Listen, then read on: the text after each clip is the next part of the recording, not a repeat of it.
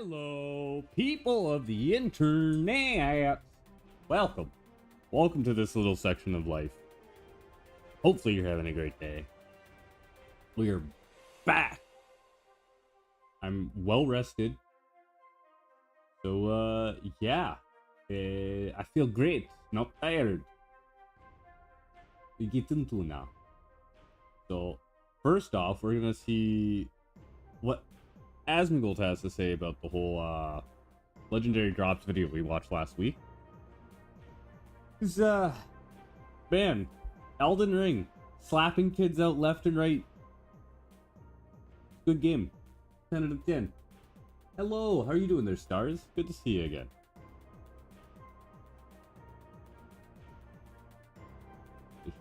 He's like, I go back, I play other games after Elden Ring, and it's not even remotely close. Elden Ring is... Give the like already. I already know he's in... a wake-up call. And no, I'm not talking about the players. This isn't a video about difficulty. Yeah. Well, that does actually come up at some point in time. Elden Ring does something incredibly unique, something very special, something that the rest of upper echelon of the video game industry just can't seem to replicate. And that's come out with a holistic, high-quality title that delivers on the player's expectations for under $70. Wonder what was up. Not once. Look, Chappy. Twice. Elden Ring... It's a feature-complete game. Imagine that. It isn't just a great game. It's a case... What? No microtransactions to force you to buy things? No extra seasons pass? Didn't just shoehorn it in with the DLC? No. Just a feature complete game. On what games should be or should strive to be. And that's exactly what we're going to talk about today. Elden Ring's Shadow of the Erdtree hit a peak concurrent player count of over 780,000 players. My fucking god. Just how absurd it is that this is a DLC expansion that's widely a single-player game that not only hit that high of a concurrent player count, but that's over 80% retention. Yeah. The peak of its initial release, Like, which was 950,000 players. Think about how fucking insane that is. How absolutely fucking ridiculous. I was one of those people. That 80% of people came back to play a DLC that you can only get to if you beat one of the hardest bosses in the game. To add to this, and that's Moog isn't that hard. I jest a little, but like, okay, never mind. He has the Neil mechanic, so you got to go do a whole fucking extra side quest to get like the thing to counter him. With that aside, he's not the hardest boss. He's one of the hardest. Probably I'd say the fifth. But it just shows, like, he's saying, like, 80% of people came back to play the DLC. Which one is crazy. But two, the fact that it went from 30% of players hadn't killed Moog to 80% of players have killed Moog now. Pretty crazy. It just shows how well of a game Elden Ring is. And if it came out 10 years from now, 20 years from now, 5 years ago, whenever this game would have come out, it would have been a masterpiece. And they waited the right amount of time to release the game. They didn't overstep. They didn't try to do something that was so crazy or try to cheat the player in some way. Where a lot of games now will do that. And it sucks. No one likes it. It's just on Steam. Absurdity, the official Elden Ring Twitter Holy account shit. posted an image announcing over 5 million I hope I can help. entered into the realm of shadows. Fucking insane. We aren't even mentioning that according to I gotta Steam, go at the grab time something. of I'll be this right back. recording, I'll let it only play. The thing is, like, you keep in mind that, like, Dragon's Dogma 2 sold like 2 or 3 million copies, and like that game was really well received. People really like that game. This game is an expansion, and it almost doubled that. 80% of players have defeated Moog to be even able to gain entrance into the DLC. With now both Elden Ring and its DLC claiming top spots in Steam's top sellers, and likely the same for each platform the game is now available on. That's right. It's safe to say that Elden Ring is a massive achievement, one that's not only worth appreciation, but study. However, it is my firm belief that the games industry leaders See, like, I don't even think that Elden Ring is, you don't need to study Elden Ring. all you need to do is think about how could you make a really good game based off of the same principles that people made Legend of Zelda Ocarina of Time. Because that's basically what happened. Is that the reason why like Elden Ring is almost like a time travel device to go back to the year 2000, the year 1995. Super Metroid, Castlevania, fucking Super Mario World. Have no intention of paying attention because emulating the success of FromSoft and Miyazaki require humility, talent, and vision, all things seemingly bankrupt from many of today's modern games. I'm really happy to see a lot of games that are like Souls-like games. They are starting to get good. I think that we've had a number of really great attempts this year. Like you had Inotria. I thought that one was pretty good. Another Crab's Treasure was pretty good. Lies of P was pretty good. Now it's better than Elden Ring. It's not better than Elden Ring. But it's pretty good. Thing that I think is really well represented when we start to look back at the most influential games over the past couple of years, Elden Ring and Baldur's Gate 3, where when we compare these two, they become eerily similar. Yeah. You see a direct thread of unaccountable developers distancing themselves from products that they know that they can't make themselves. True. If you remember, AAA developers from both Ubisoft and I actually think that probably Elden Ring, like both of the studios, had constraints that they needed to operate under because that's the way business is. Like they.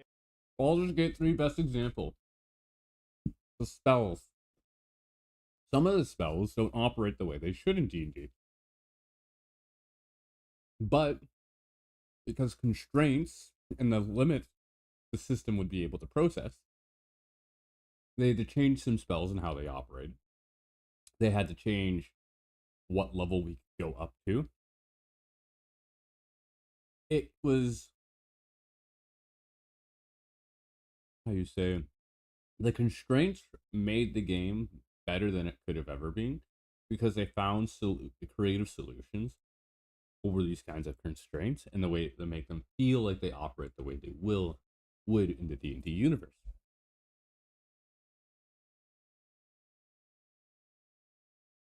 It's fucking awesome. I love it. They all have to operate and exist in the real world. It's just that they were able to overcome those constraints. And I bet if you ask the guys that made Elden Ring or the guys that made Baldur's Gate 3, there were probably things that they would have done if they had more time. But it's just that the product, they don't use that as an excuse, right? The product is good by itself anyway, of course.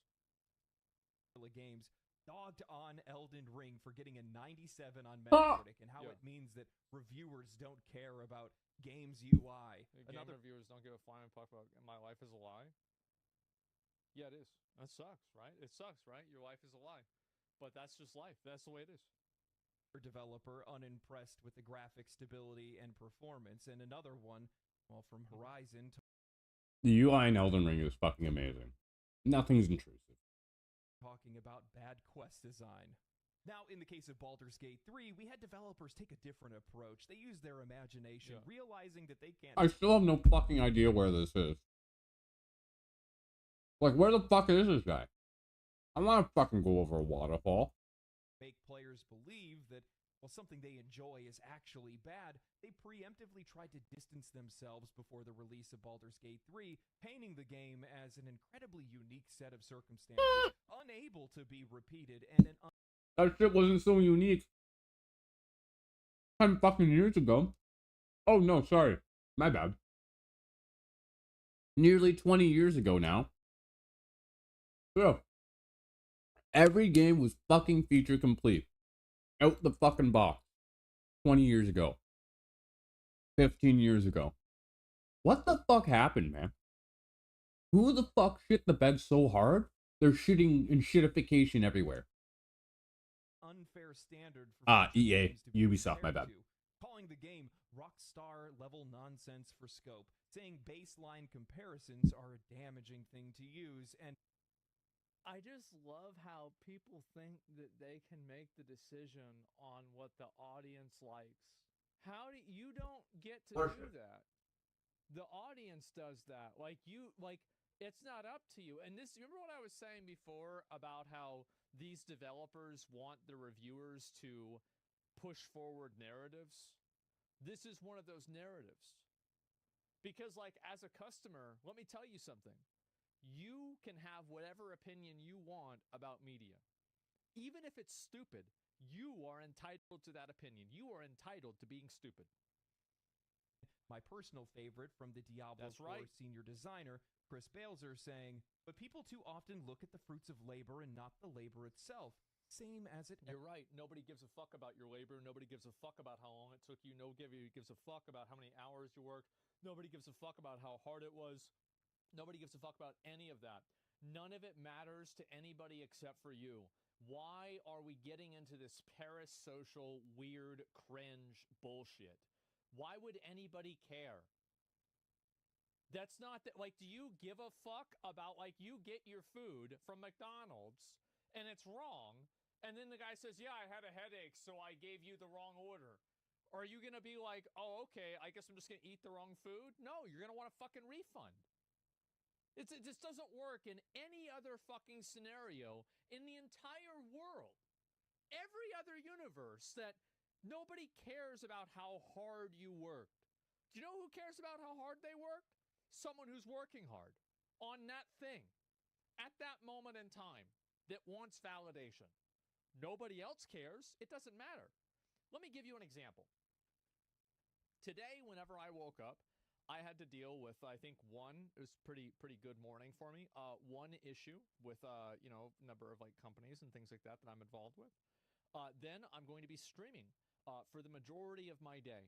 And I'm going to be streaming until I have a meeting later on in the evening tonight that I will have to go to. After I do that meeting, I will then have to do a follow-up meeting, probably about other things that are residual from that, and then also check in on my dad to make sure he doesn't need anything because he had some problem with his foot and everything.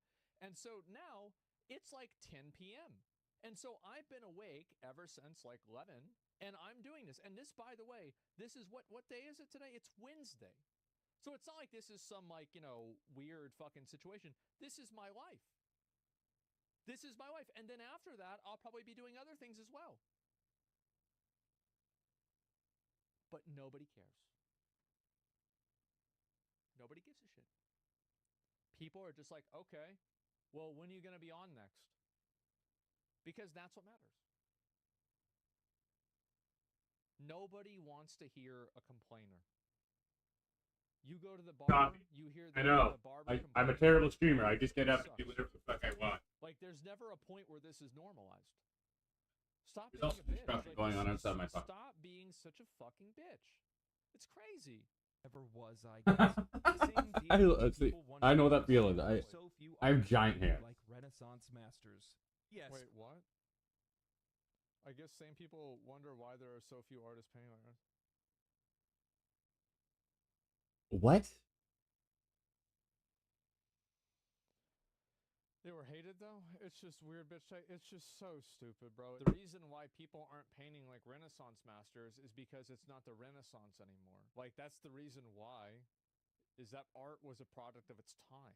Yes, yeah. We are wondering where the Renaissance masters were when you released Diablo 4, a 20-year franchise that remained internal for the better part of a year. Please, tell me more about how much time and experience matter when it comes to developing great games. By this measure, Ubisoft's open-world games should be untouchable masterpieces by now with how many games that they've been making. The controversies surrounding both games prove a lack of vision and accountability. Jealous developers That's definitely true. I think it's a huge... Not even just that. I'll go back and listen to what he said right there. Because, like, that's a huge talking point. Is by now with how many games that they've been making. The controversies surrounding both games prove a lack of vision and accountability. Jealous developers... That's definitely true. I think it's a huge issue that a lot of the... I'm gonna let him finish.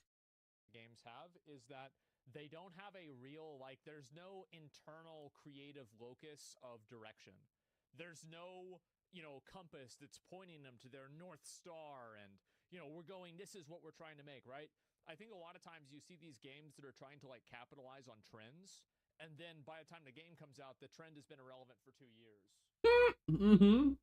that people talked about their games the way that they've been talking about Elden Ring and Baldur's Gate 3, but I'm not lying, fan, but I mean, biggest value that we received as players from this conversation was the transparent realization that these studios and developers genuinely do not understand the wants and needs. yeah, 20 years ago, video games were made full feature complete. You didn't have DLC was never a thing. DLC wasn't a thing until 2010 with Horse Armor.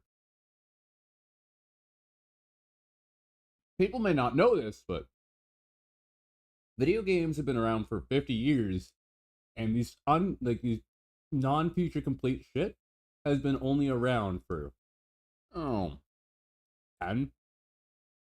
12. And you can trace this all the way back, not even to like Oblivion with the Horse Armor, but mainly back to the fact of Destiny 1, GTA Online, and Titanfall 1. Those were the first 3 games to come out and be a true online service only. And that's when people saw, people will play the game either way. Doesn't matter. And it's like, the worries we had about games then are coming to fruition now. Because we all saw it coming. I was in college at the time when all this shit was happening. I was playing all these games. I'm still playing these games. That shit's never going to change. But what is going to change is how games are sold. The shitification is so bad. And the whole things as a service has spread not just from games, but into everything we have as media. Fucking Disney Plus, Netflix, Amazon Prime. Everyone's trying to get a piece of the pie. And there's only so many times you get the pie before you run out of money. The players, the same as our newfound kings in FromSoft and Larian. You know, I think that they do understand it, and that's why they're mad. They absolutely understand it. I don't think they're stupid. It's just that they're selfish. Facts. Crazy. When you start to look back at some of these older conversations, you realize why the games industry... I'm a fucking genius. I literally just fucking said this, man. I literally just fucking said this. Thank you, Legendary. Thank you there. ...is in the position it's in today. And you look at all these developers... Lazy, yeah. Well, it's not even necessarily lazy. It's 100% lazy and accountability. I think what happens with a lot of these really big studios is what he was saying a minute ago about how like accountability gets displaced between so many there it is. people that when something goes wrong, it's nobody's fault or it's everybody's fault. So there's never an actual point where a person can be held accountable for a bad outcome because those bad outcomes are shared by so many other people that you can never really fix problems. ...that are caught in the trap of... And that's why the Japanese development will have it much better than our Western parts here. What happens when they fail on Japan or Asia? The president takes a salary cut. The CEO, the CFO, the COO, those people will take salary cuts. So not to fire the people working underneath them. Unless those people underneath them actually fucked up and did something they really weren't supposed to do. They'll get reprimanded, have their position changed and what they're able to do, and then they don't matter at the company. They're not someone that they have to worry about again. Those problems won't ever, like, I don't entirely agree with how they handle it, but it's the way they handle accountability there that is something that has been lost here entirely. No one wants to take accountability. No one wants to own up to anything here. Fuck, heaven forbid anyone says, oh, it's my fault, my bad, guys. Phil Spencer is a prime example of this. We've lost 12,000 jobs about from the whole ecosystem of Microsoft, from them acquiring all these people, and then laying off these motherfuckers because we bought a big studio and Tango Gameworks just doesn't fit under our umbrella now. I understand Redfall killed Arcane. We're way past that. But where's Phil Spencer's pay cut? What? This shit's fucking crazy, man. No one is taking any sort of responsibility on this side of the fence. And it's fucking stupid. ...thinking about things things like And high fidelity that's like a bureaucratic issue, right? graphics, Like and management. huge scope, and overbloated Yep. UIs, when all those things are serving to do is increase their budgets and bleed their Yeah. profits. No wonder these guys have low expectations for future. Yeah, you have a UI designer. You have like all this other bullshit like fidelity. Like these people, it's like they have.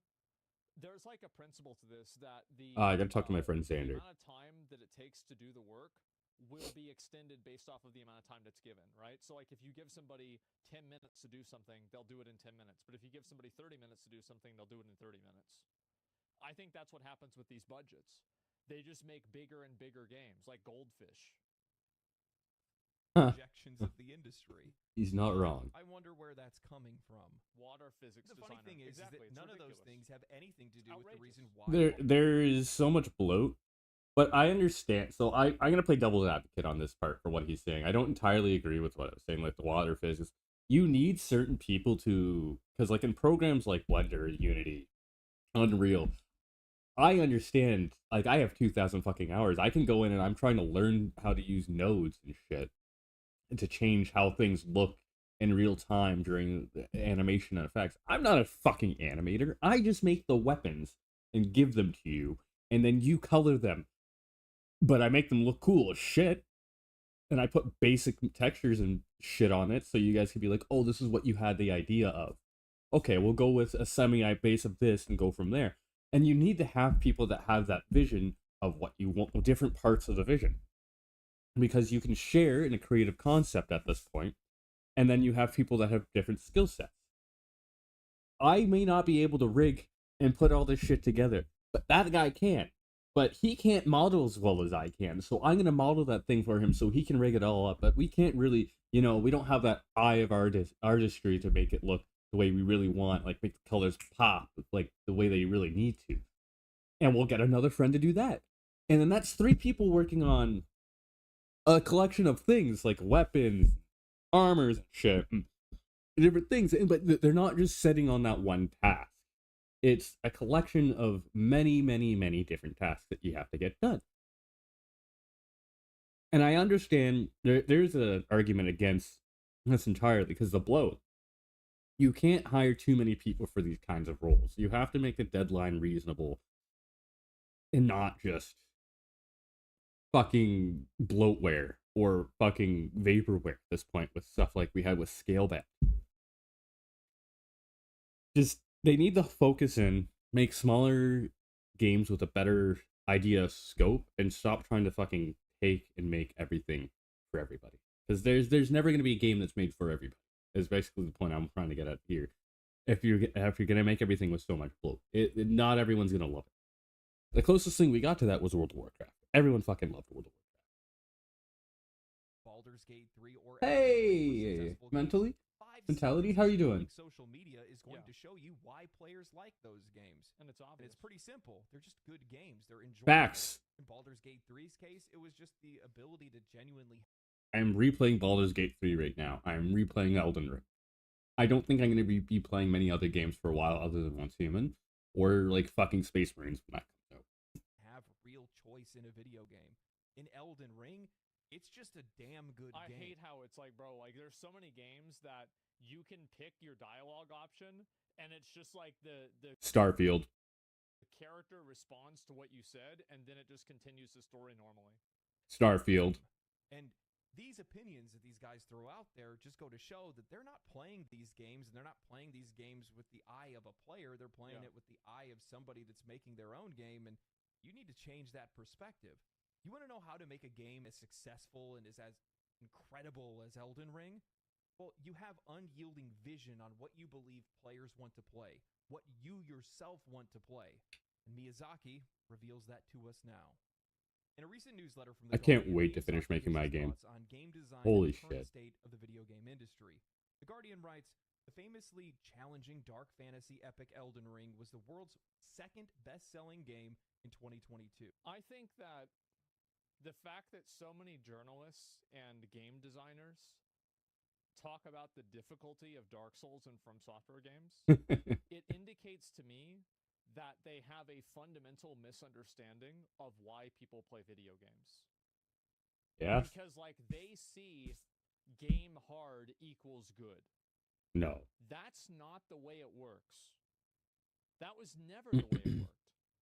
But if you don't understand anything about games, that's what you would think. It's about overcoming challenges. It's about having a game that gives you the autonomy to solve problems that the game presents to you in creative ways. Yes. That's the reasons why these games are successful and why they're good. The difficulty of the game is not really a factor. It is in a way, but it's like an abstract factor of what that difficulty, like the gameplay that difficulty necessitates. Not necessarily the difficulty itself. He articulated that way better than I could. Holy shit. Shadow of the Erdtree last Friday once again has everyone arguing about whether it's too difficult. Every single Yay! Since 2009. We are living in America. America. It's wonderful. I'm glad you're enjoying yourself there. I do hope you make it safely. My prayers are with you. I can fly a plane. I will never ride on a plane. I'd rather fly it myself, because if it's gonna crash, I'd rather be the one responsible for it. It's a little force folklore. I almost had my pilot license. Almost. I think it's fine after the nerf. I've been watching people play the game. Holy fuck, it was bigger than I thought. Especially those early bosses. Oh my god. Yeah. Souls has inspired this Looks like it was discourse, like and I'm 20%. not going to get into it because it's neither interesting nor particularly consequential. These games are what. Before he finishes, I just like the thought I just had that really like what's so fucking good about the Dark Souls games and like the FromSoft is when you see something in the distance, you like, how the fuck do I get there? What path do I need? Because it's not a fucking straight line. You can't just climb up a mountain. You got to go through all this extra fucking bullshit and all these steps to like get to this one part. I'm like, oh my god, when you discover that, you're like, holy shit, I've been trying to get here for ages, and that's how you do it. And oh wow, it's the exploration that you have. It reminds you a lot of the way Zelda games used to feel back in the day. Like you just go and you weren't really told too much, and you just had to figure shit out. And that's where this game takes a lot of inspiration from. It's like Zelda for adults, or anybody that wants a greater challenge than what Zelda had. Point I'm trying to make is the exploration is just as rewarding as the gameplay. And when you have that in a game, you can get these wow moments when you revisit areas and you see things in the distance, or you're just there looking and trying to examine how to get from point A to point B. But you can really appreciate the skyline, the enemies around the area, the story being told just by environmental storytelling. Just so many little details that add up to make something so great that a lot of other games don't have. And that's what it is like, that essence of soul that has been brought into every one of these games. They feel like their own universes, and they feel like there's somewhere that you could believe actually would be real, and you would love to be real. Well, I don't know if you want this universe to be real. You know what I mean. It gets that sense of belief that you're able to suspend your sense of disbelief for just a few moments every time and just enjoy it for what it is. And a lot of games have overbearing UI that just bog you down with so many things that you fucking hate. You just don't want to see. They are, and you can either get on board or, quite justifiably, walk away. The vision is passed down from the game's director, Hidetaka Miyazaki, also president of FromSoft since 2014, having made his and the developer's name with I know where he Dark is. Souls in 2011. It's harsh, sure, but It's a there's dragon also in an that element swamp. of faith and encouragement in this approach to game design. And a hippo. Elden Ring and his other games trust that if you just persevere and call on other players for help, you'll triumph eventually, and it'll feel all the sweeter. Yeah, Mesmer felt so good. The game puts a wall in front of you, and you have to decide whether you want to climb over the wall, whether you want to dig under the wall, or whether you want to just get your head and just... Keep and eventually you'll... bashing it into the wall. That's it. That's fine. That is it. That's what we do. That's the reason why the it's not good because it's hard. Like that's just, that's like the most surface level understanding of why these games are popular. Miyazaki is an interesting character and one of the most influential artists in games and indeed entertainment. He made Time Magazine's 100 Most Influential People last year. I interviewed him in 2010, shortly before the release of Demon's Souls in Europe. Mr. Krabs! His career has been one of the highlights of mine. I interviewed him again in Los Angeles recently, and it might comfort some to know that playing his games is sometimes torturous for him too. Leading up to the release This of the is game, so I'll be base. very hands-on playing it and getting as much time on it as possible, he said. Yeah. But after the release, I tend not to want to touch it because I know that I'm either going to find things I left on the table or issues that will bug me. Yep. And once I become a player, I am powerless to do anything significant to change it. So once a game is out in the wild, I tend not to play it. But in preparation for Shadow of the Erdtree, I played through the main story of Elden Ring. I want to preface this by saying I absolutely suck at video games, so my approach or playstyle is to use everything at my disposal, all the assistance, every scrap of aid that the game offers, and also all the knowledge I have as the architect of the game. The freedom... There's a lot of ways to beat bosses that you would never even think of. Yep. So I'll give you an example in Dark Souls 1. Oh my gosh. Yep. Here we go. Demon is a motherfucker. Yep. He's a huge piece of shit. Oh my god. Fucking. That boss, right? What a He's the piece of shit. worst. But when you go past Capra Demon, down the stairs, and then up the stairs, and you go into that pipe, there's a vendor that sells you dung pies. And if you stand in the right place, you can throw the dung pies over the wall for the Capra Demon. What? And infect him with toxin and kill him without even having to fight him. What? Right. That was not intended, though. We're trying this. We're gonna fucking try this shit, motherfuckers. We're doing this shit. Okay. After I beat the DLC for Elden Ring, I'm going back and we're beating Dark Souls 1, 2, 3, regrettably 2, 3, and then Elden Ring again. That is the plan. So the next 2 weeks or so, we will start Dark Souls 1. Also, this is what I believe. I think that games that are incredibly well designed have serendipitous outcomes that make the game better with things that were not intended. Two examples of this are getting world buffs and Classic WoW, and wave dashing in Smash Brothers Melee. Facts. Truly good games, you will discover more and more good things about the good games, and truly bad games, you will discover more and more bad things about the bad games. The open world nature of Elden Ring perhaps lowers the barrier of entry, and I might be the one who's benefiting the most from that as a player more than anyone else. Man, I love this interview, and I think it highlights something seemingly lost in games today. How many times have you asked yourself or thought to yourself whether or not the developers actually play the games that they make? Yes. I've thought about that before.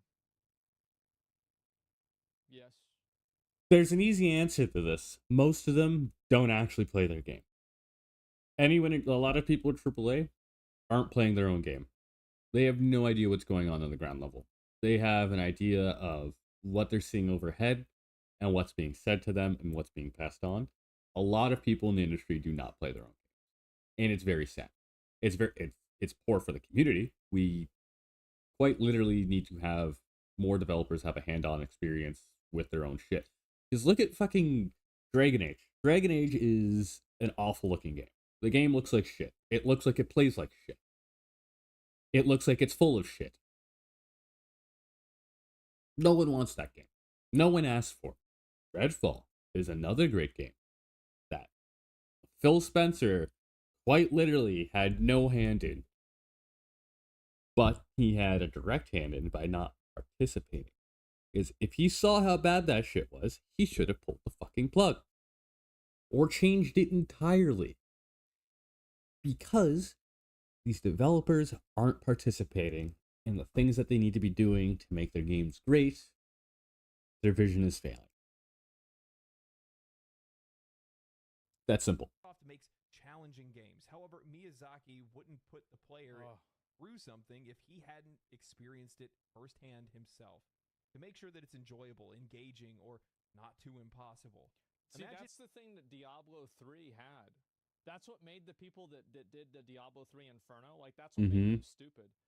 Is like they couldn't even beat the bosses. Like, I guarantee you, do you think that a team of people in Blizzard actually beat Acranius pre-nerf and Sunken Temple? No. Do you think that at any given point in time, they played with actual characters? Hey, thank you for the that follow, resulted in a Mentalship. boss kill of that boss. Because I don't think the answer is yes. I think that they're not. The Act 2 wasps. Yeah, exactly.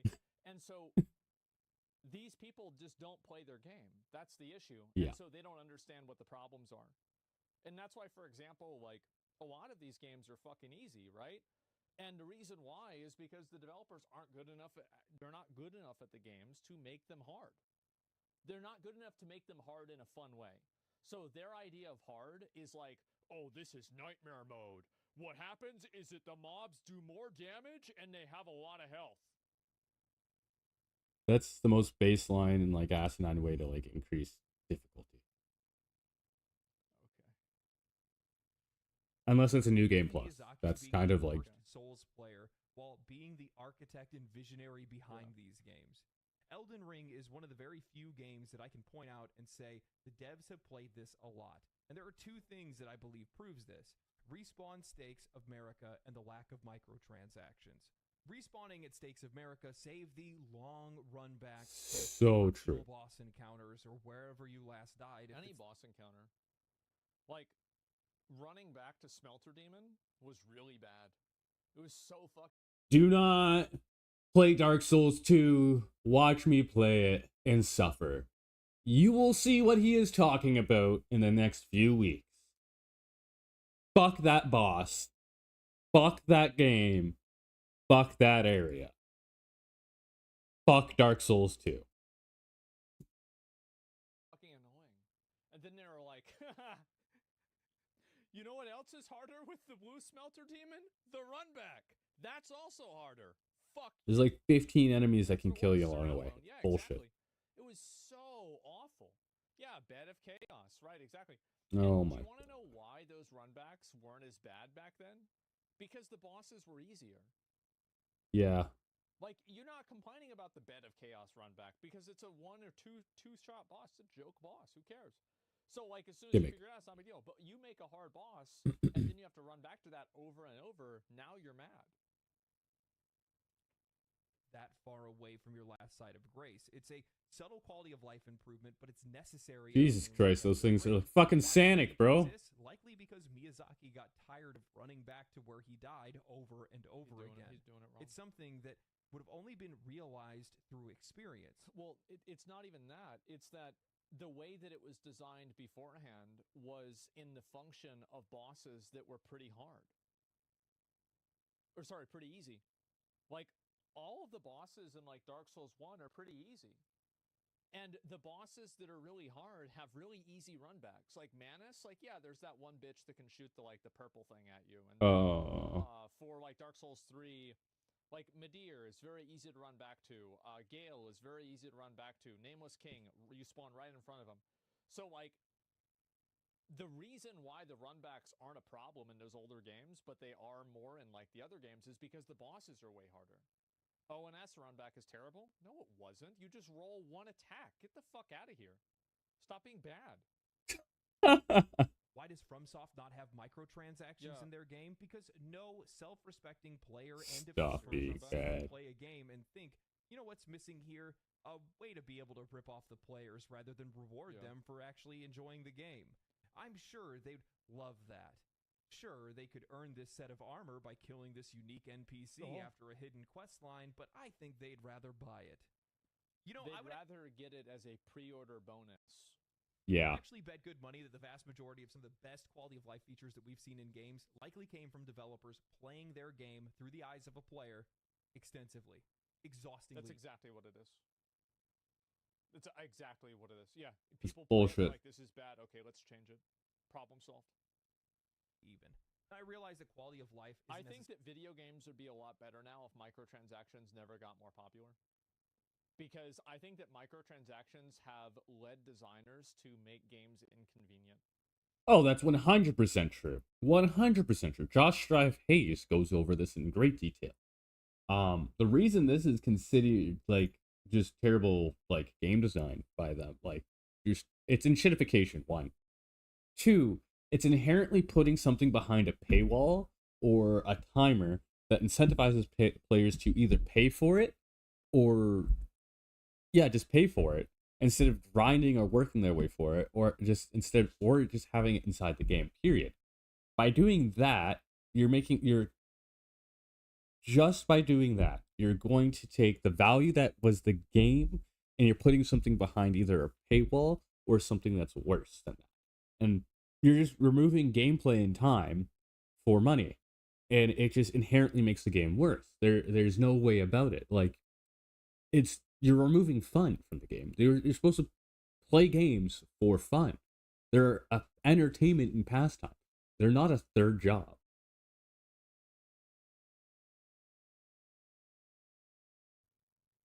Like, the first Descendant. How about let's talk about that? Holy New game shit. just recently came Very out. good example.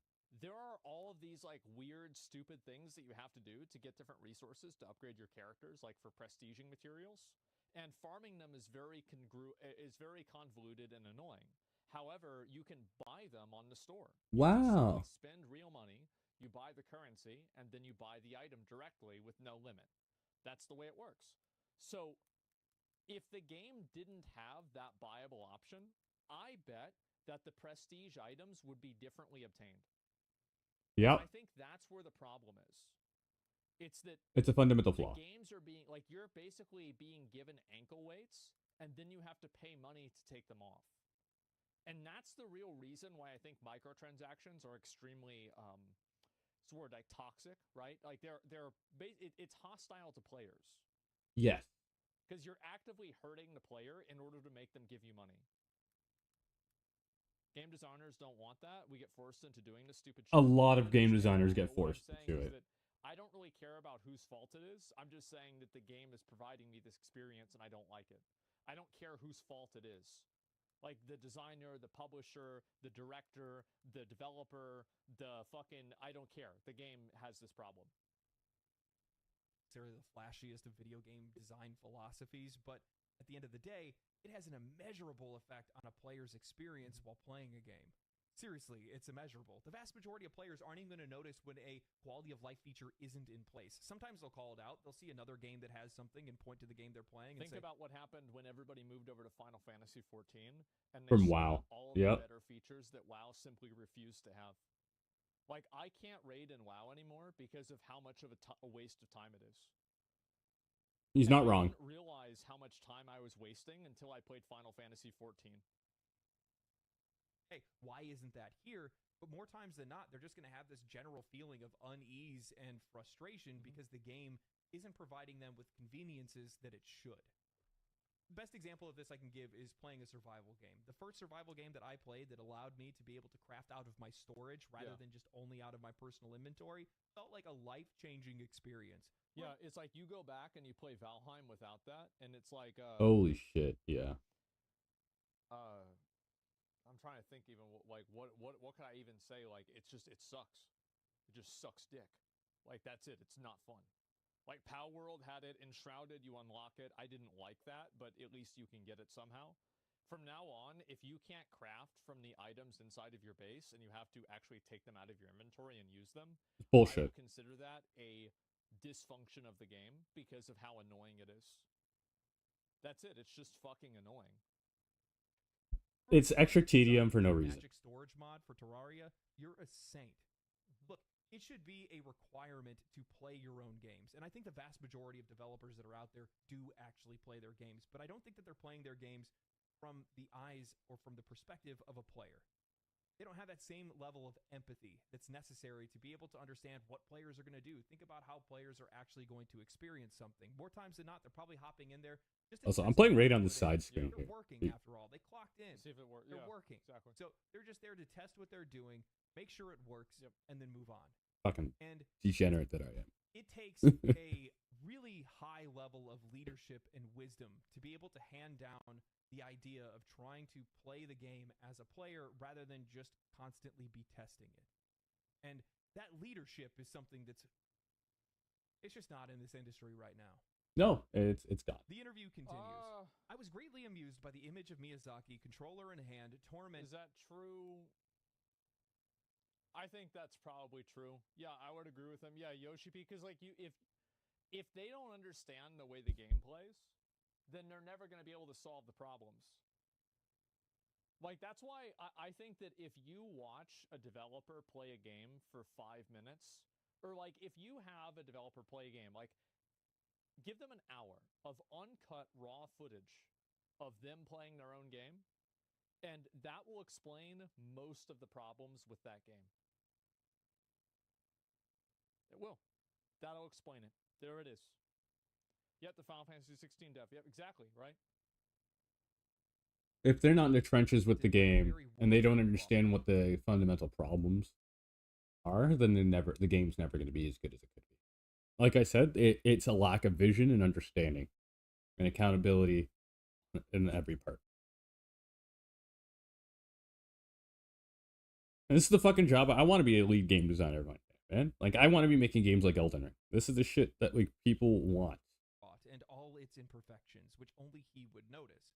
That's true commitment to his game design philosophy of improvement through failure, a creed that seems to permeate his whole life. Miyazaki is a hands-on director, and all his games bear an unmistakable imprint of his influence. But he has also been attempting to pass down his knowledge and artistic approach to others at From Software. In the Bro, that is so good. They too have the room to fail.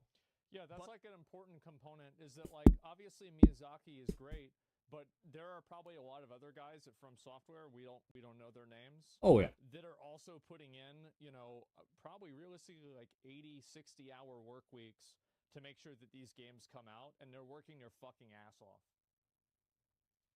Budgets, scale, scope, everything has grown to the point where room for failure isn't tolerated as much as I think it was in the past, he told me. FromSoft has its own way of hedging risks, so to speak, in that most of our projects have a partner financing the project. From a business management perspective, we're not betting everything on one single project. At the same time, you have to find the right project to allow for failure, whether it's smaller in scope or scale or a small module of something bigger. There has to be. And here's a really great example of like Bandai Namco being able to do that and contextualize that. Is Armored Core was never going to be even probably 50% as successful as Elden Ring, even in the best case scenario. And Bandai Namco and From Software knew that. And they even said, because they were, this is an interview from like last year, right? Yeah. They were like, we're really happy with Armored Core. Armored Core did amazing. We made this, small slice of content that is extremely good for this audience of people, and they loved it, and we're going to make more content. So, like, you don't, like, every single game doesn't have to be Elden Ring level of success in order for it to be fun.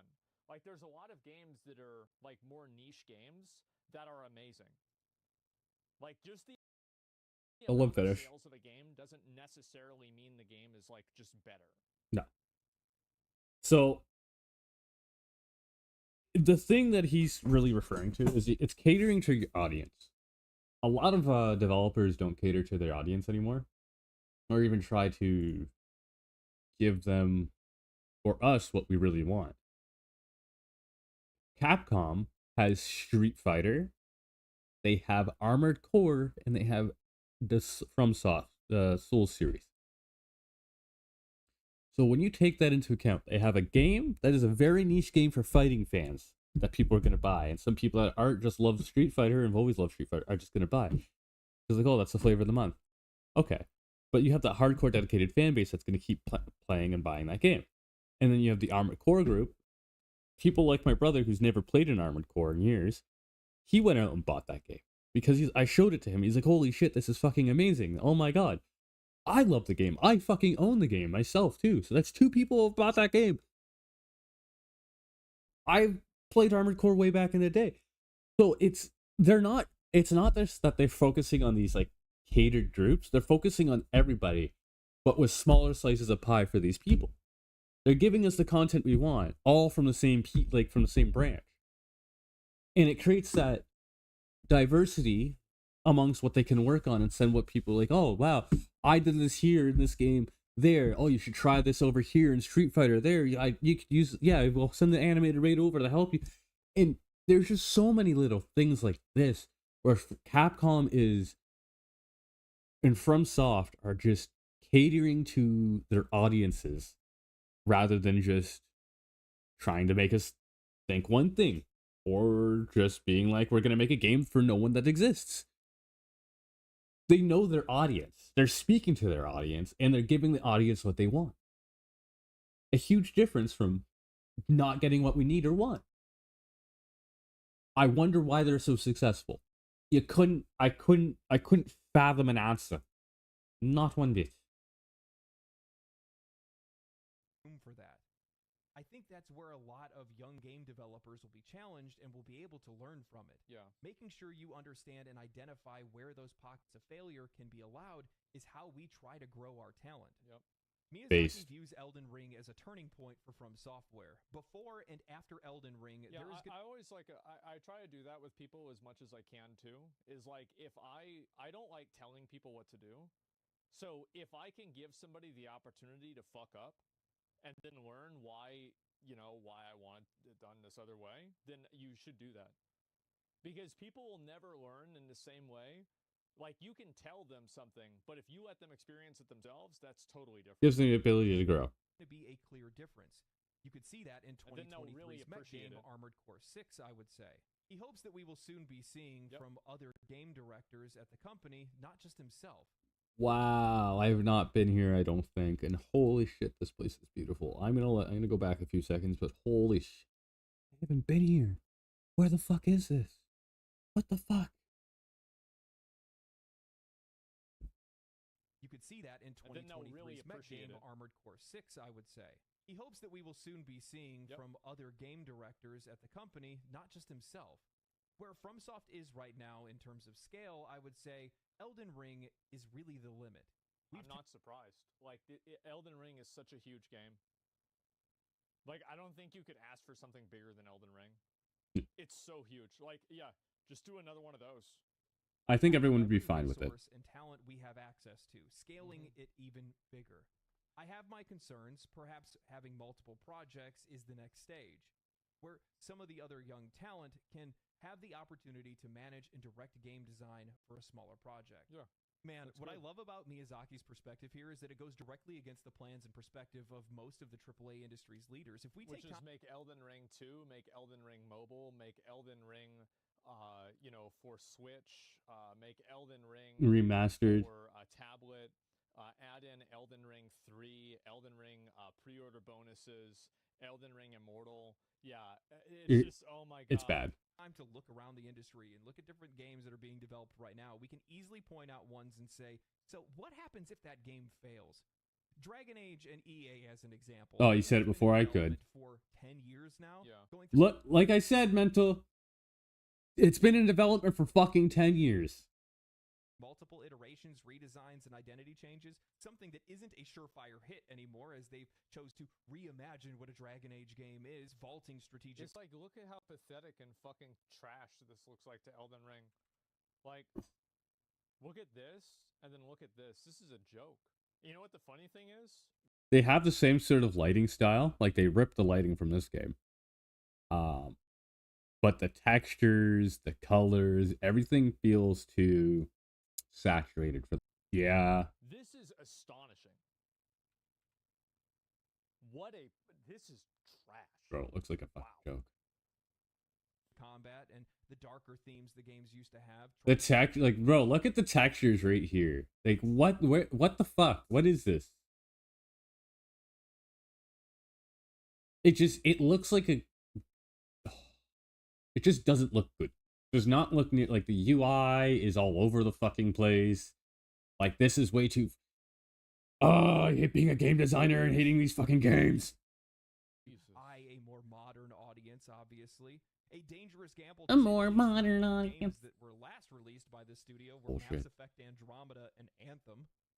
When the games industry seeks to scale itself infinitely, no wonder you have industry layoffs en masse. PlayStation, Spider-Man 2 as another example. Yep. $300 million to make, tripling the budget of Spider-Man 2018, only to sell the game to the same amount of What players. the The fuck? game's profits are now getting closer to the black than in the green. It's actually, the black is good. That's just the way balance sheets are, right? But or the metaphor. But Yeah. it doesn't really matter. Right? Hey, It's good to see you there, it's the Lion. same thing. Yeah, the red is bad. But either way, the point is, Hey, right, yeah, you triple the budget. awesome to still see you get got a the same Twitch account. audience, Thank you and for the probably follow, made a buddy. decision there. Absolutely. All of this infinite scaling. I will say mentality. If you click the link on my for Raid 2, you'll help the channel out as well. But also it will give you something to do on the plane while you're just chilling there or in the airport if I'm not live. Just thought I'd mention that. Raid is not a pay to win game. It's pay to accelerate in most cases. All right game, and there's a lot more to it than everyone memes on.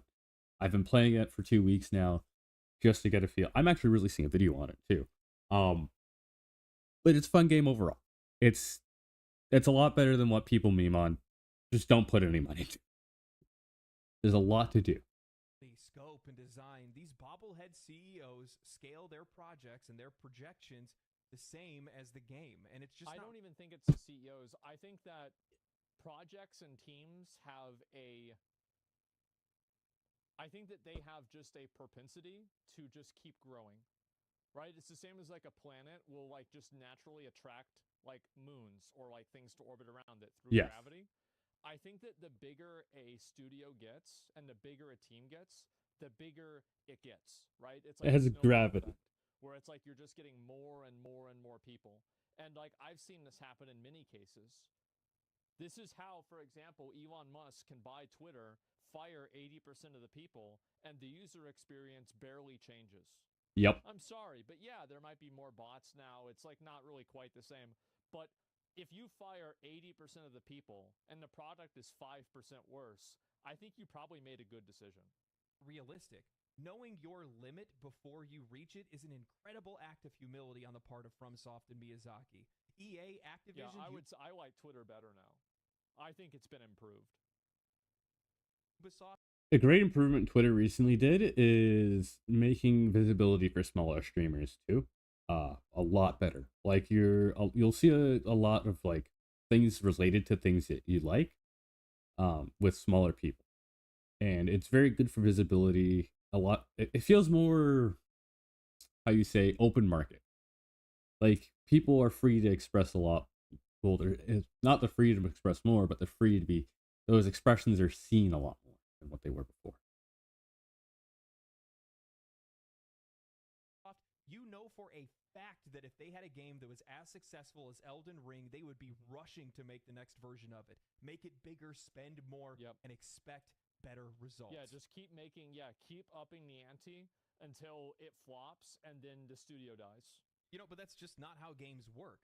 And I think it's something that's rarely recognized in games today. If we look around the industry and we see all the different iterations on a lot of these titles, the first, the fourth, the fifth, or the 50th when it comes to Call of Duty, it's a crapshoot whether or not you're going to be able to retain the audience that you've already had, find more, find a new audience, or even retain most of the players that you had previously. FromSoft found out how to do it. Keep pouring money into something thinking that you're going to get the same or better results. So I don't know if that's right. Gamble. That's what's really beautiful about the words of Miyazaki is that he says we don't bet everything on one single game, one single project, nor should you. And I think a lot of studios that are out there do, and that's one of the reasons why so many people have been losing their jobs. I think that with a lot of studios, that's just what you have to do, right? I mean, Larian bet it all on Baldur's Gate 3. They absolutely did. Yeah. So it's not. Well, they okay.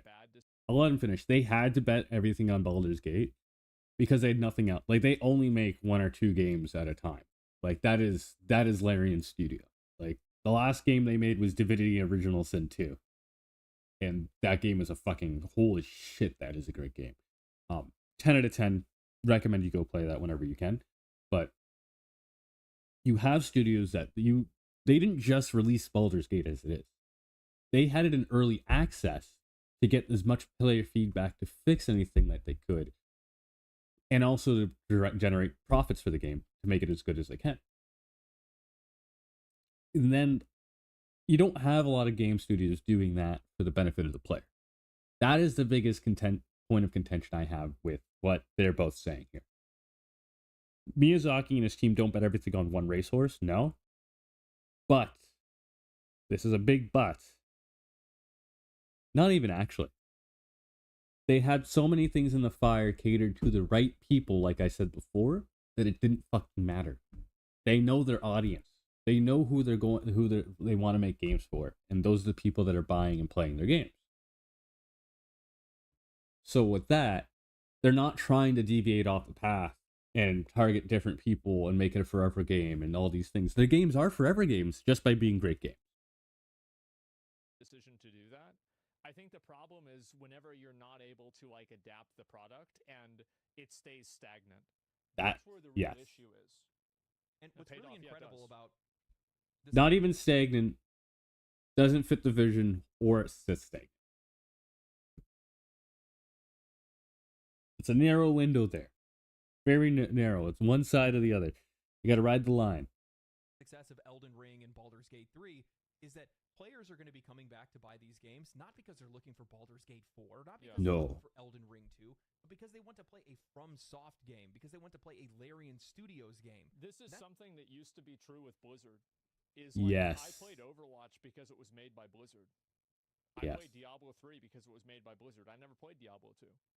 And like game studios used to be so good that you would buy a game based off of that, or based off of a franchise. Like, Command and Conquer came out. Well, it's going to be good. It's Command and Conquer. Of course I'm going to play it. It's not even a question. It's like the Civilization games. They've stuck to this motto. Something that's been lost. There are studios that players are still doing that with today, but that used to be a lot of these industry leaders. Yeah. I remember the days where I used to look up and go, oh man, it's an Activision game. I know that's going to be a banger. Exactly. Tony Hawk motherfucking Pro Skater 2, baby. That game still goes hard. Oh my god. I can't even tell you. Like, when Activision made such good games. Like Spider-Man 2, Spider-Man 1. And these were the movie tie-in games, by the way. For the actual, like, bro, how many movie tie-in games do you know actually being fucking good? Spider-Man. That is it. And the Avatar game. From, like, the 2 Avatar games are actually really fucking good that they've made. Not Avatar The Last Airbender, but Avatar James Cameron. Just to clarify that. You don't see any like, I feel like we're living in the worst timeline right now by having all these stupid, like, and shitified things. Like, games really used to be such a great experience from what they are today. It is just awful to see what this comes. I'll read it back. You guys keep watching. It's going to be an EA game. Shut the fuck up. It's going to be a solid game, but we don't think that way anymore because these studios and these leadership of these do think that way. It's just we're not thinking that way about Activision. Like, we're talking about thinking that way about From Software. Like, it very clearly, it's still the case. And, like, I would even say, like, a new Legend of Zelda game or a new Final Fantasy, like a numbered Final Fantasy game, like, whenever Final Fantasy 17 comes out, I'm going to play it because it's Final Fantasy 17. Like, there it is. So that still exists. It's just that a lot of companies have burned that goodwill. Companies has gotten so far away from the player that they don't even recognize what we look like anymore. Mm-hmm. Now, closing out the interview, Miyazaki mentioned something that's rather interesting, saying that this is going to fix the volume for you guys because I just realized. But also that he wouldn't mind seeing what someone else could do with the lands between in a different medium. I don't see any reason to deny another interpretation or adaptation of Elden Ring, a movie, for example, he told me. But I don't think myself or From Software have the knowledge or ability to produce something in a different medium. So that's where a very strong partner would have to come into play. That's what Riot did with Arcane, and it definitely paid off. Arcane was massively successful.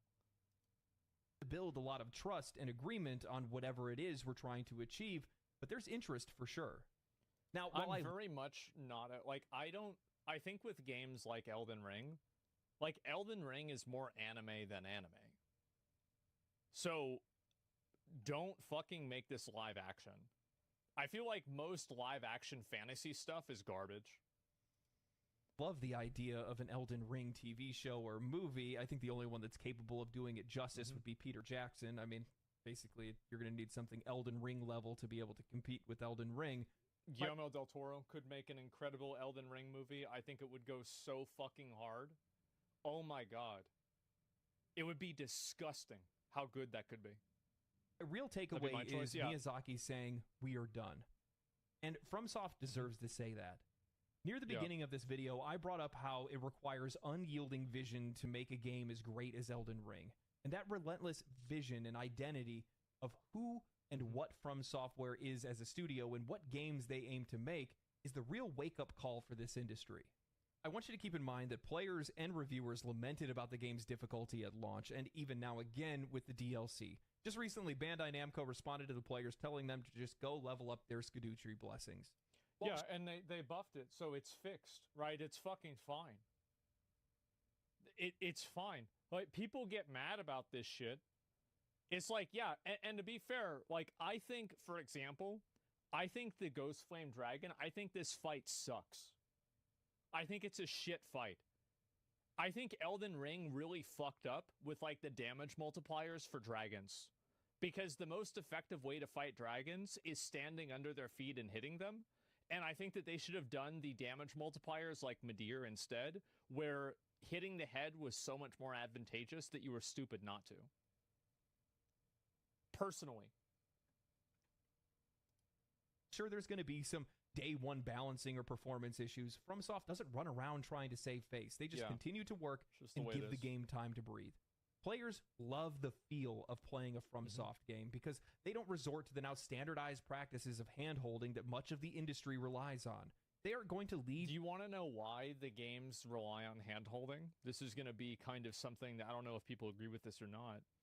I think that you need hand-holding whenever you don't have time to design a game well enough to teach it intuitively. Yeah. I think the reason why they have that hand-holding is because they can't design the game well enough to communicate those ideas without them being overtly stated. It's another reason why hand-holding games are bad. It's because if you can't design a game to where people can play it and enjoy the way it's... Immortals of Avernum. The game is fucking shit. It's played, then guess what? You probably can't design a good game either. You through the it's game. A crutch, yeah, it's a crutch for bad game design. It's the same as like yellow paint and shit like that. Like, you don't need to have yellow paint in Elden Ring because it's fucking obvious. They use a lot of tells. The thing that they'll use instead of yellow paint is lighting. FromSoft's expectations is that you, as a player, will play the game, and they trust that you are going to have the ability to find solutions to challenges and use the tools provided on your own. Yeah. There's something to be said about having faith in the players. I've said this in the past or in previous videos, but leadership having faith for the players is like... It's not even necessarily having faith for the players. It's about giving the players the tools to solve the problems themselves. Because, like, there are some games that should have had hand-holding. Like, for example, First Descendant. There is no intuitive reason why a player would know that there are 3 different ball mechanics that visually look the same, but have 3 different types of design. For example, there's a ball mechanic where all the balls need to die at the same time. What he's talking about here is the First Descendant, by the way. There's a ball mechanic where they need to die in the order that they were spawned in, and there's a ball mechanic where there are rotating invulnerability fields on the balls and they just need to die, period. A normal player would not be able to intuit that design. However, if you compare that to Monster Hunter, if you hit the boss's tail, the tail comes off. And then the attack that it does with the tail doesn't hit you because it doesn't have a tail. Holy shit. Holy shit. It's obvious. Bad signposting? Yeah, it's just badly designed. Really what's lacking in most of the games industry. When I look at a game like Elden Ring, when I play a game like Elden Ring, I can feel its respect for the audience. I can feel like I'm playing a game that's made for me. And that's a rare feeling outside of a few select releases and indie games. That's a huge factor. Like, I'm going to be honest, like, I feel like a lot of games that come out now, I am not the target audience for those games. Yeah. Like, I'll look at like the way the characters talk, like the story. It's just fucking like garbage and cringe. Bruh. Saints Row.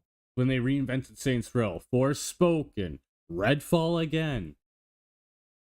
Just so many games come out with these modern audience, quote unquote, targets. But who's the modern audience? Us. The gamers. Already buying your games. So this theoretical modern audience doesn't exist. They're targeting. Meanwhile, we're sitting here with nothing to play but Elden Ring and Baldur's Gate. It's so annoying. Or COD. Games And even today. COD fucking Why is is it like so eating rare? shit Because lately. the vast majority of The the last, industry doesn't 10 have years. the presidents and CEOs of their companies being people that worked as directors or developers of their games. There is less vertical promotions and more outside hiring. As the video game You know who industry used to be really good at like inside hiring and like, you know, growing developers was Blizzard. Yeah. Blizzard used to be huge with this. Jeff Kaplan, bro. Jeff Kaplan started as a lowly developer there and then became a lead designer on Overwatch 2, and then he left. One of the last few people to do that kind of thing, bro. He started out so small. And it's sad to see shit like that happen. Blizzard, literally the tale of Jeff Kaplan is like what you can see how Blizzard turned out to where it is now. begins to fuse with the entertainment and tech industry, placing all of these different marketing minds You and shouldn't have career done that. CEOs into these positions of leadership, there is a unique insight that's lost that only comes while working in the trenches. That customers aren't just customers, they're players. You're not selling a product, you're selling an experience. Experiences have identities. They can't be made for everyone. And you have to be okay with serving a target audience. That's the other big issue, is that games that are made, quote, for everyone end up For nobody. being watered down and so garbage that nobody wants to play them. And I think the reason actually why they make games, quote, for everyone is because making a game for everyone can create a target audience that they can maybe make their $100 million back from. That's the real reason. It's because they have to paint with such a broad brush or like cast such a wide net because of how much money they spent on the game. So they can't afford to cater to an audience because of how many people they need to sell this game to. And not trying to grow your audience infinitely. More games today are released with a lack of identity. More leadership is questioning how to make more money, and their only response is to appeal to a wider audience. However, the broader that audience, the more diluted that experience, and the less likely you are to make a game Granny's that hat's leaves a free. lasting impact on players. You have to be okay with leaving some of them behind. We crave impact. We crave game Yeah, studios. there's plenty of games that like they come out and they're not super great. And it's like, okay, I'm just not really interested in this game. It's okay. Yeah. It's like a lot of people didn't play Armored Core 6, but for the people that did, they enjoyed it a lot. And like that's how you build like your base of players. And games that have an identity, a unique experience that we know that we can only get from that one studio. The more watered down your games become, the less recognizable they are. Players know when they're playing a FromSoft game because only FromSoft makes games like theirs. Well, it's because it's good, right? I mean, that's the reason why. I don't think people really care about that, but it's just that other games that are like Elden Ring, there are a lot of these games, even the really good ones, where there's like certain just like fucky behavior. Yeah. I don't know how I can describe this in a good way. Basically, the way the game is designed, there are a lot of like weaknesses in like how the characters interact with the mobs. There's like bugs, right? It's janky. It's like you have like Enotria. Like I like the game, but the attacks did not even feel 10% as good as they do in Elden Ring. No. It just didn't. It wasn't the same. The impact that attacks have, the weight, everything. The animations are just so good. So fucking good. That's why they had the Sounds ability awesome, to yeah. release Armored Core 6, selling almost 3 million copies in a month and a half after its release, whereas Armored Core 5 only sold 400,000 copies. Jesus. FromSoft has a reputation. FromSoft has integrity. FromSoft knows their players. You know, still to this day, I vividly remember the first time that I played Demon's Souls. Right when it first came out, played it on PS3, and I remember sitting there thinking, This is the first time I've played a game where it felt like my imagination just spilled out onto the screen. Whether it was some of the older anime that I had watched or Berserk or whatever it might be, it was my imagination realized. It was the first game. I felt that way playing Dark Souls 1. Yes. I felt like I was playing a game that I grew up with. Because, like, nowadays, I think that there are so many immersion breaks that games have. Like, oh, you open up the game and then there's like an advertisement for joining a Discord, or there's a, battle pass promotion or something like that. Whereas whenever you open up Dark Souls 1, there it says start game, load game, settings, and an exit game. That's it, right? Yeah. And I think that that's one thing that a lot of people miss out on, because all of those little things inside of games make them less immersive. And I'm not saying every game has to be immersive, but the older games remind me of when that was the norm. That I felt was the closest to perfection that any game had ever been before. And the reason why, and this is something that took years to be able to kind of figure out, is that even after all the different Souls games, Bloodborne, Elden Ring, there's a certain level of sincerity in their game design. Yeah. They know what they're trying to make. They know who they're making it for. And they know themselves what kind of games they like. And some of that does come down to knowing that you're going to end up turning off a wider audience. And you have to be okay with that. You have to be able to prepare for yourself and be able to the thing is, like, Elden Ring was intended for a massively wide audience. Like, I don't really think that's even entirely true. Like, Elden Ring was a pretty easy game in a lot of cases. Comparatively, like, now, the DLC is easy if you know everything about the game. Like, I know like 80%, 70% of the stuff in Elden Ring. The game's fucking easy to me because I know all of the different ways to solve problems. So the idea that like making a game challenging that doesn't have an I win button easy mode is like that makes it inaccessible. I think that's ridiculous. Because those types of people never gave a shit. No, You mean the cheese? Well, yeah, of course.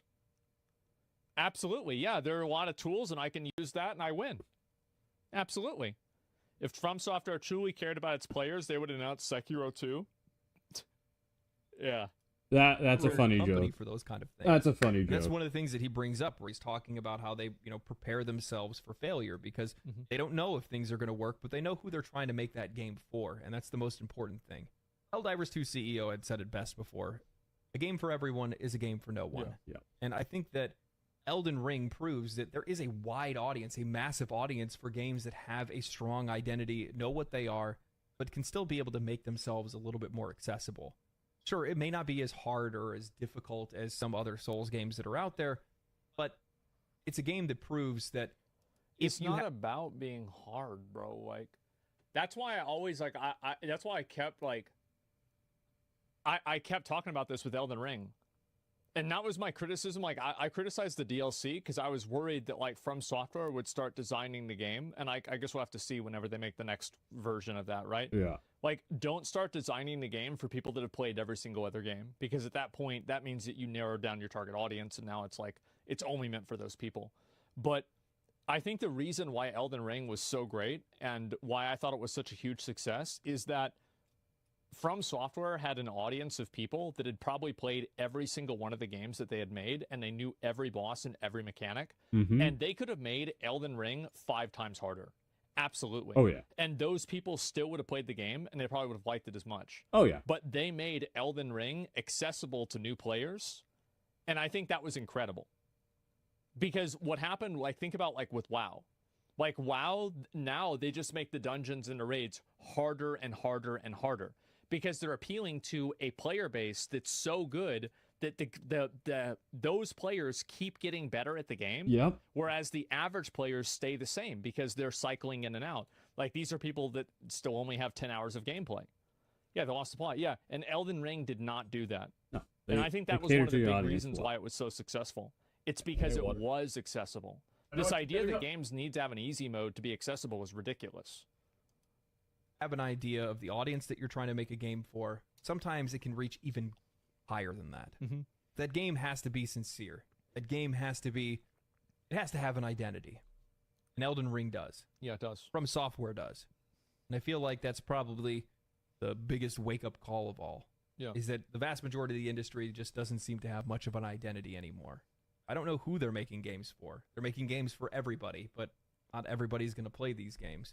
Hell, not everybody even plays games to begin with. And does Legend of Zelda Breath of the Wild or Tears of the Kingdom, they don't have difficulty sliders, do they?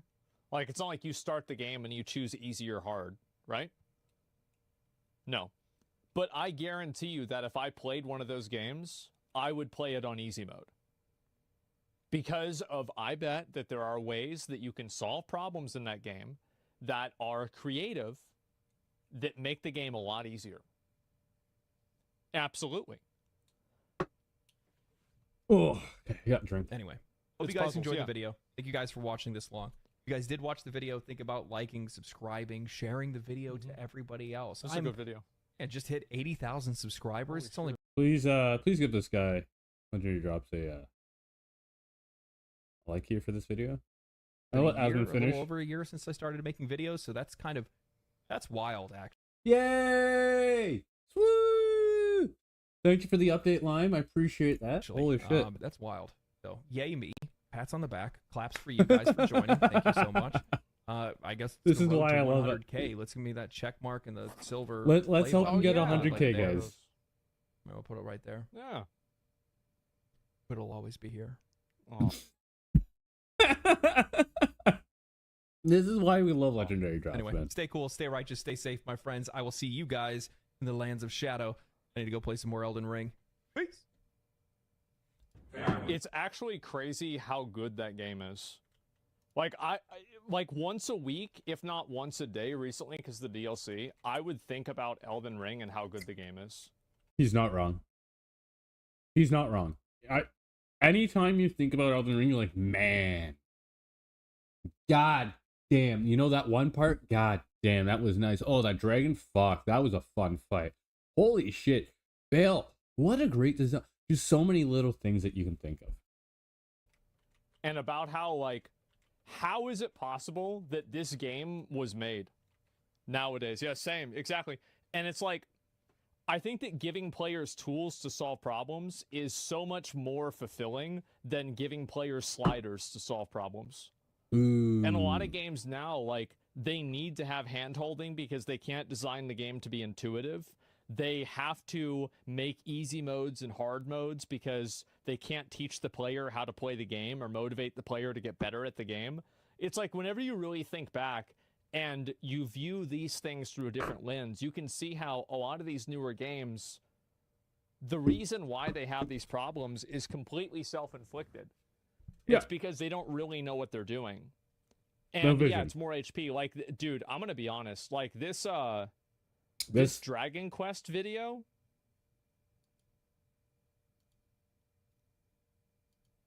Dragon Quest. man, It's Dragon Age. I felt He like I doesn't was even care watching a what's phone fucking game. name. Have the Bro. Like, I did. Like, look at this, and look at this. It's like it's a fucking phone game, man. Yeah. It's not even remotely close. Yeah. Yeah, Dragon Quest has my view. Yeah, it's just awful. What are your thoughts on the DLC? I thought the DLC was good. I think that some of the bosses are like super aggressive. Yeah. But they already, like, the thing is, the change they made with the tree buffs, I think it did a lot. Yeah. Because, like, I've watched people play Elden Ring, and I feel like people are taking, like, especially early on, they're taking like 30% less damage. Yeah. It was It's I haven't played since they updated it, but it's a huge change. It's a really big change. You can take a lot more. huge. A DLC raised the fucking bar? Yeah, bro. Absolutely. It was like a third. And that's another thing.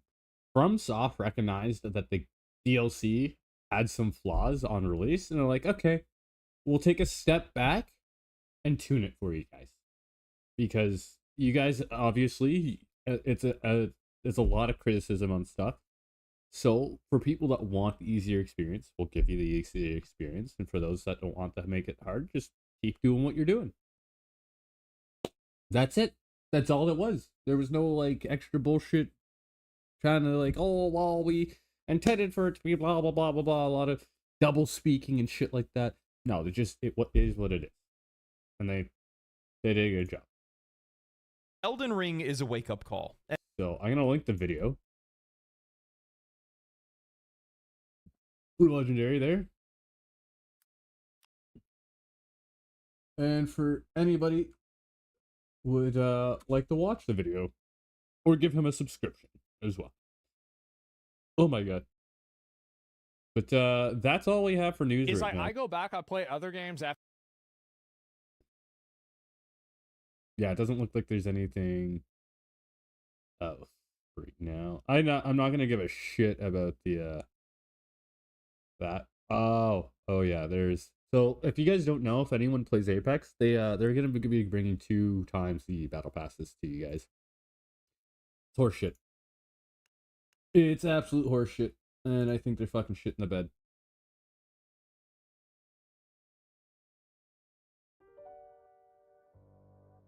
All right, we are back to Once Human now. I just gotta update some stuff on Twitch, and then we can go right into it.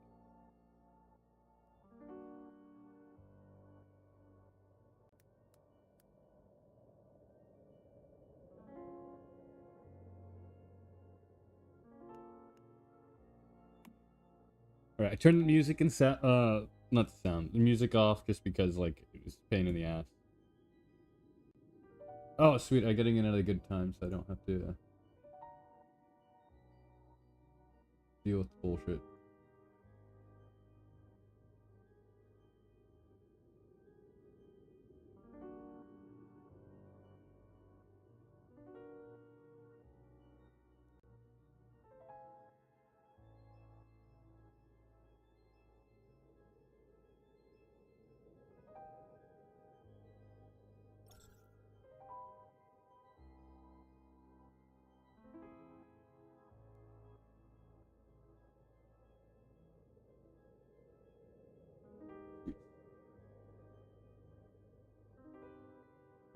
I'm just exiting the raid right now.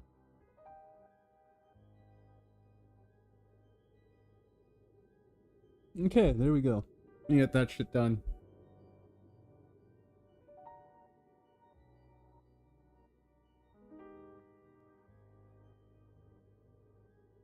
How are you doing, by the way, Lime? I never asked that.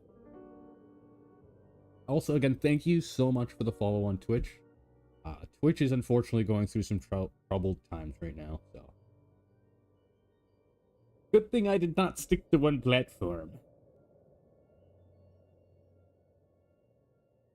So the plan is today is to figure out how we get to dungeons, start doing them with other people, and start doing some of this content. I want to try and get a legendary drop today. Like we started gathering iron last night, so we can start making some more stuff. Yes! I should have left some stuff on the thing. Here's what it is.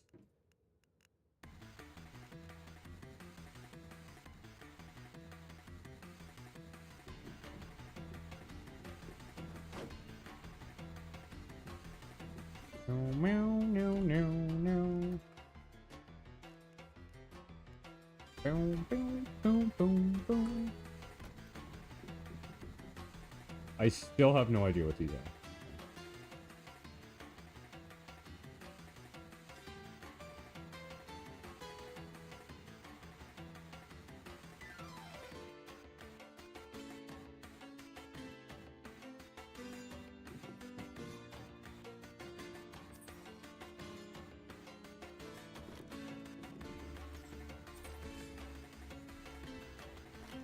All right. I still don't know how to build the Diggy Boy, so I'm doing all right. Not looking forward to having to do other shit today.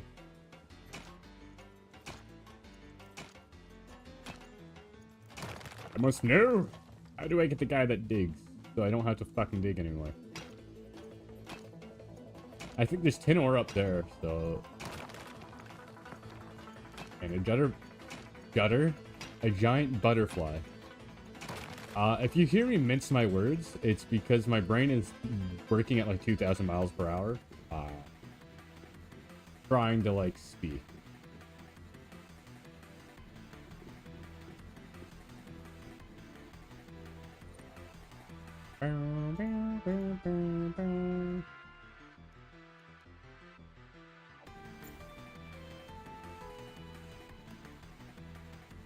This is tier 1. Tier 1.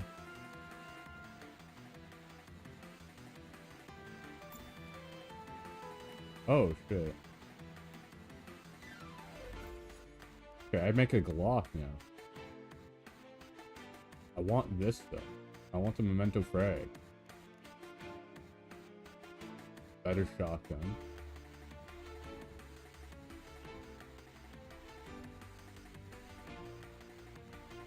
I want the fish! Give me the fish.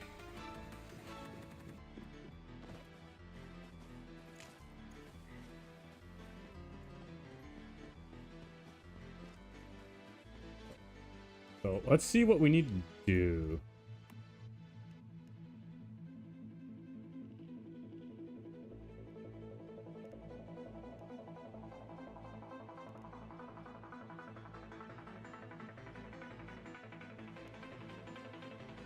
So I need to activate this to get these up online. So I'm not going to worry about up here. I'll leave my house here for now, though. I've not done a lot of quests, though. Okay, so I guess I have to be by a teleportation tower.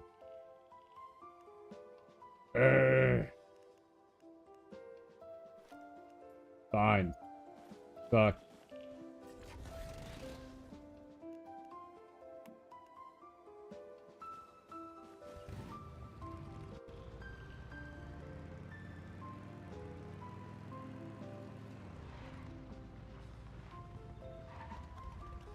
Okay, we're gonna jump off this cliff here. Not on the bike. I want to not destroy my bike after I just freaking fixed it. Did you hear that? Oh, hey guys.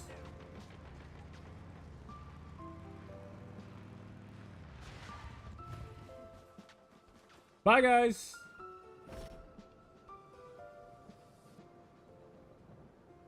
Yeah, not a good idea.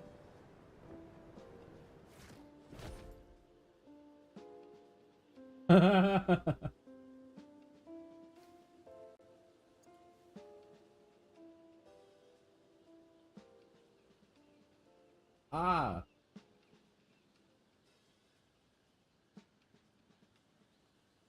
Well, hopefully to see them soon. Tell them I say thank you. Hope to see the profile picture soon.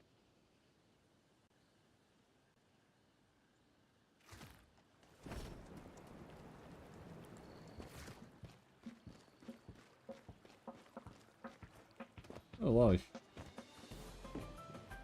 I'm slacking.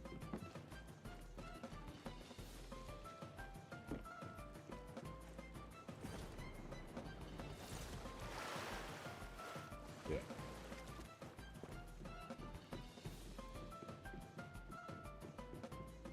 Wait, this is someone's house? No. Holy shit, this is someone's house!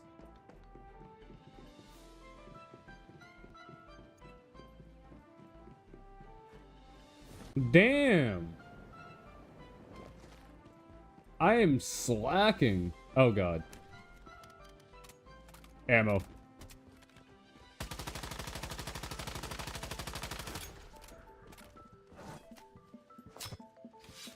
I like me some gator, mate.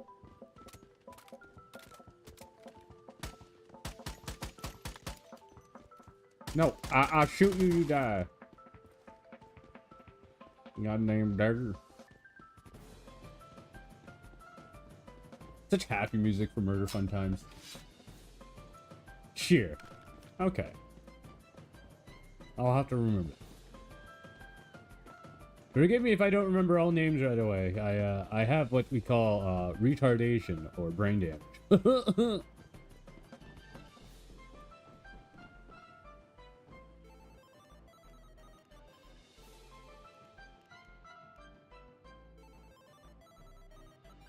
Oh, I gotta continue talking to T-Man.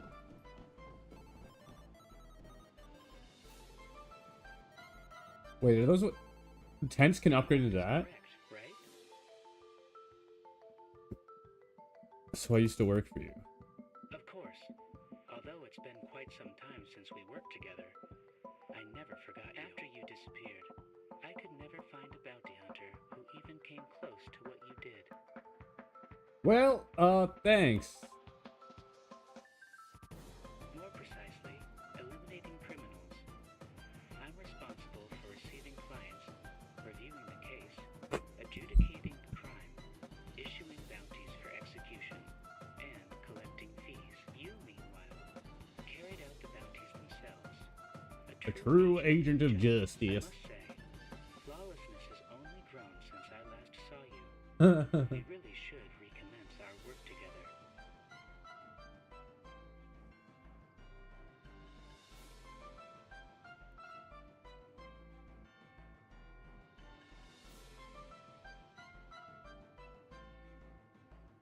Chupa.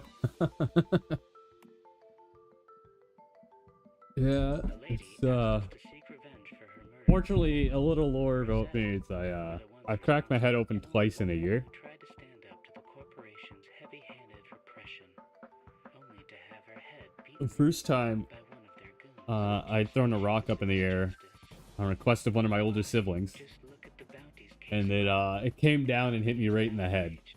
as I am. I was 5 at the time. I really did not know any better. Although tensions have long simmered between Rosetta and the people here, there wasn't any open conflict. But then half a year ago, Rosetta forces suddenly went berserk, destroying markets, looting caravans, kidnapping civilians. People really feared for their lives. The victim, Okay, Han Fei, I gotta clear this. had reportedly taken the lead in standing up to Rosetta. She was a brave woman, but alas, Alright, we're just doing you know how it ended. Rosetta made me blah blah blah blah blah blah blah. So yeah, but I was not dropped on my head. I was hit in the head with a rock, and then literally 3 months later, the same sibling got me to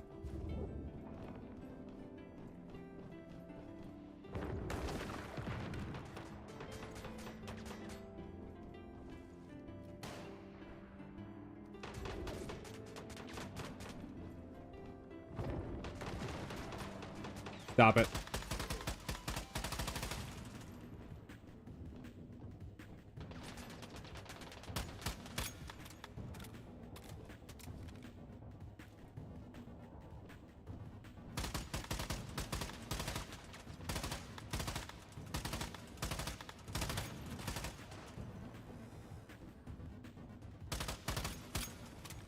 God damn it.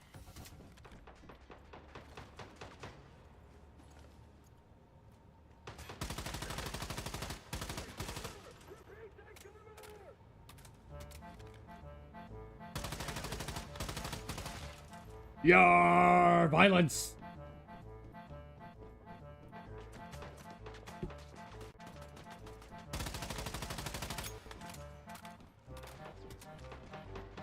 You think you can stop me, you peasants?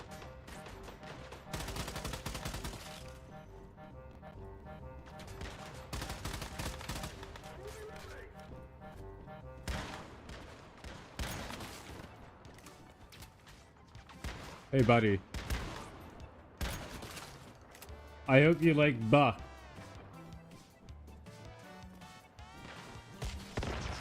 Ow.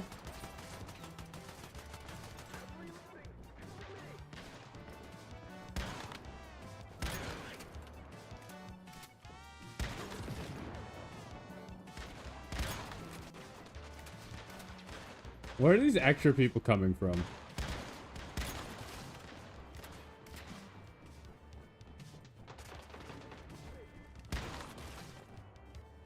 Oh, I shot him right in the dick. He died.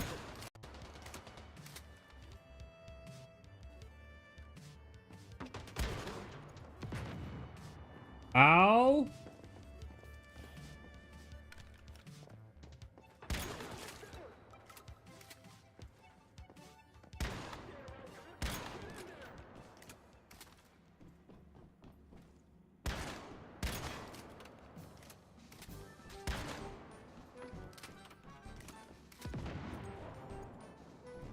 What, he's still alive? Oh, my bad. No, he's not.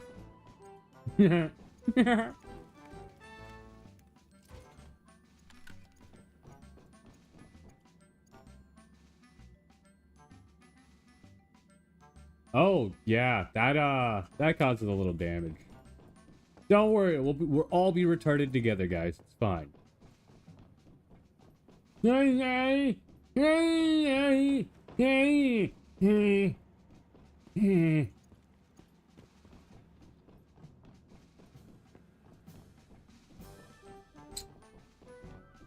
Some days I wish I did not hate being on camera so much.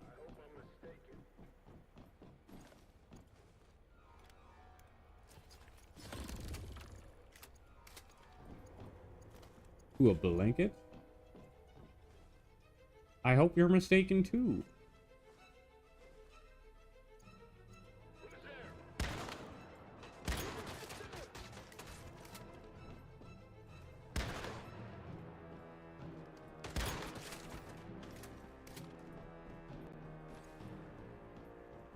Wait, okay. That might be a bug. I'm gonna try that again later.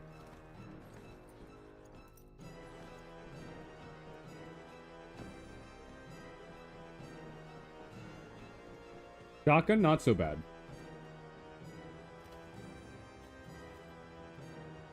I'm surprised they put no enemies in the tunnel here. Would have been a smart idea to have someone like trying to check this out. But I guess they did not think that far ahead. There's a lot of flaws to the game, but there's a lot of good things too. So I'm not giving it too much heat. The game just came out.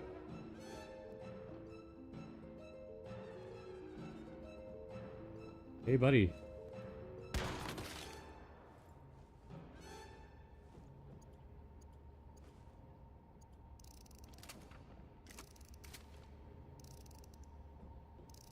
Did you hear that?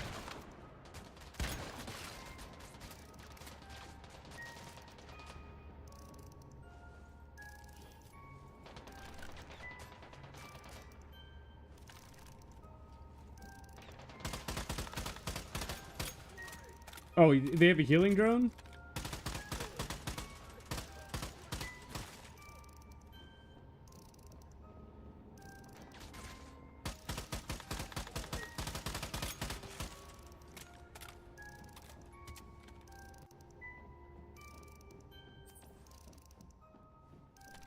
Where'd I go, boys?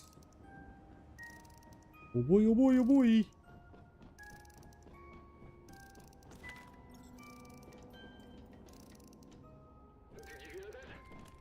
No, I didn't. Did you? I guess you didn't. Wait, I still have to make some mods. I think I forgot something in this room. What's this?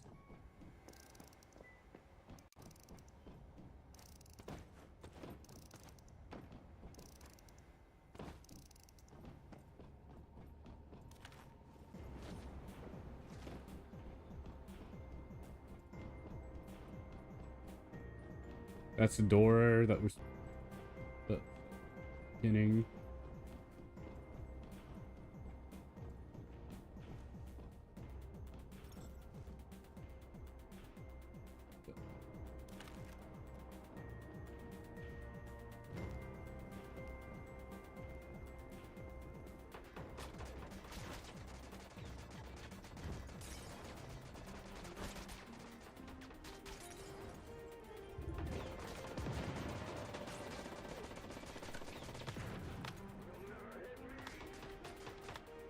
Won't I?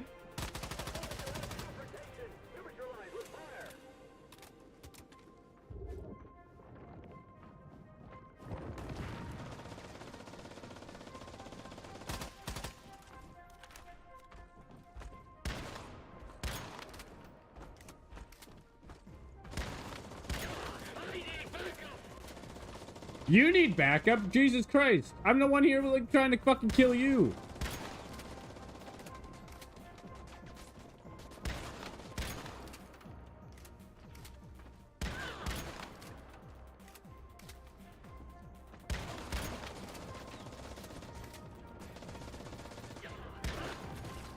fucking loser.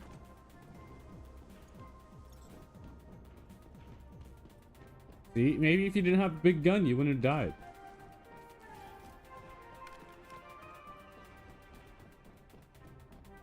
Nice.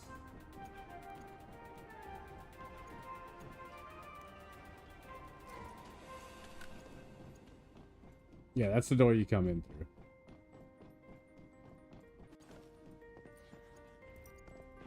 I think they changed some of the highlighted stuff. I'm not too sure.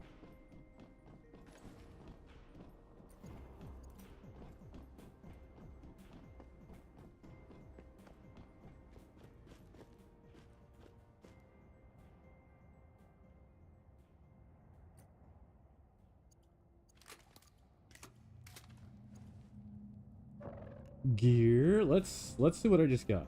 Because I just a new bed. Oh, I didn't even know I had this broken bottle before.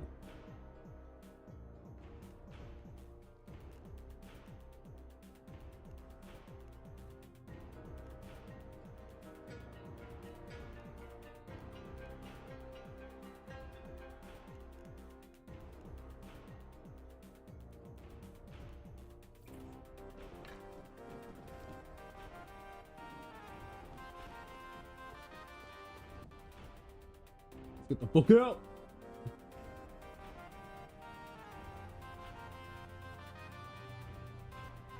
Oh, that's good. I'm glad. Hey, no worries. You do you, man.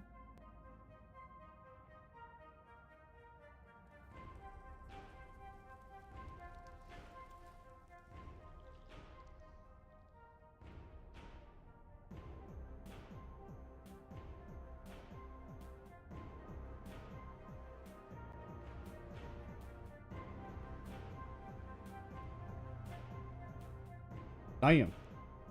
Yeah, people shouldn't say shit like that to people. I mean, what are you gonna do? People are fucked up, man. I don't care what anybody does. You live your life and live your best life. As long as you ain't harming anybody else, don't fucking matter to me. Wait, what?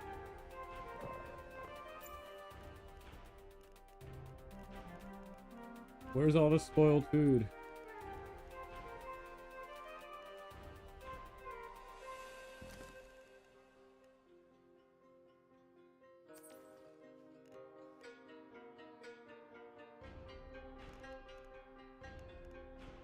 Damn, that's unfortunate.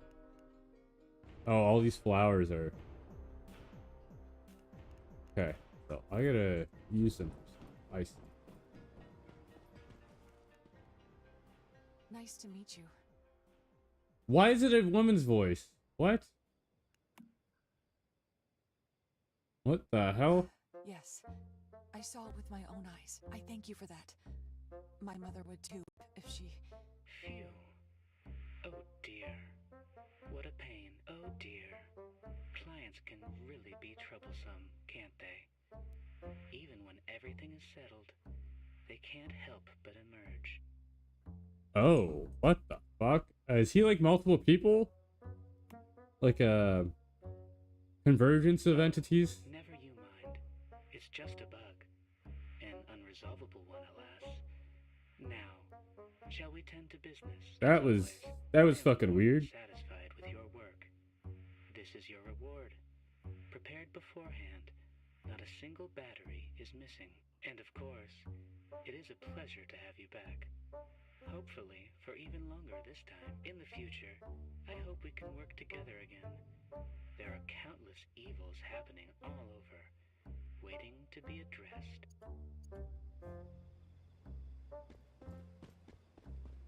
Alright, that's that mission done.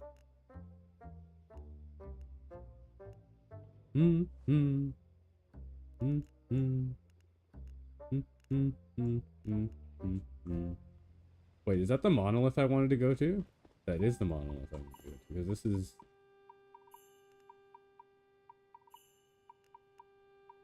Or is it that one?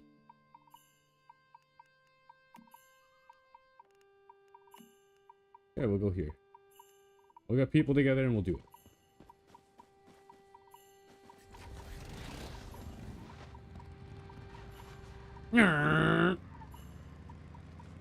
Fastest bike in the West.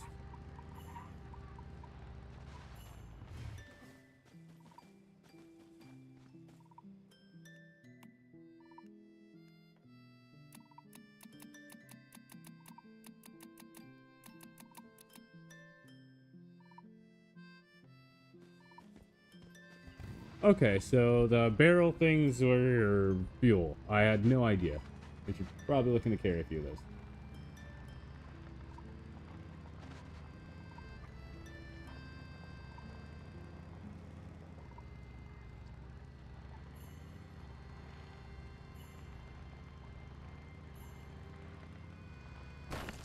Oh boy.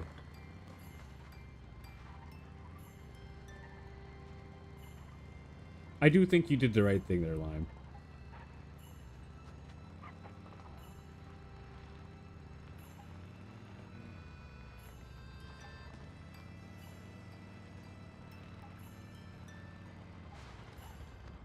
The hell is that?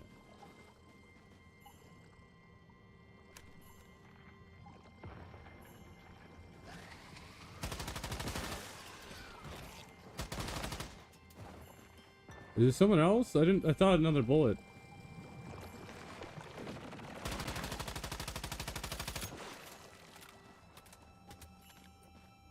Hey, there's a lot of uglies. Sweet, we're back to 2 swings, baby.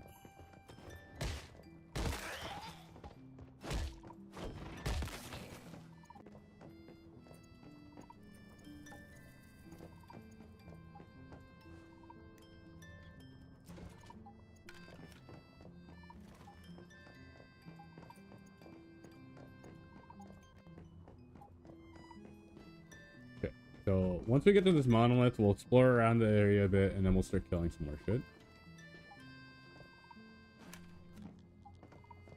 What is this 59 degrees?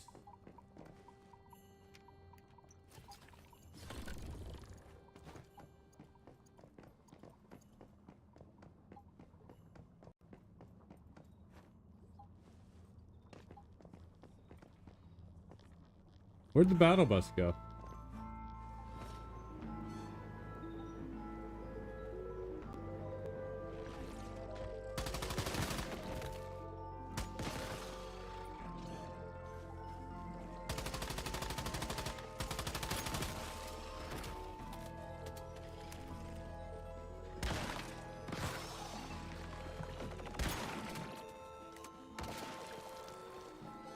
Why did they all just died?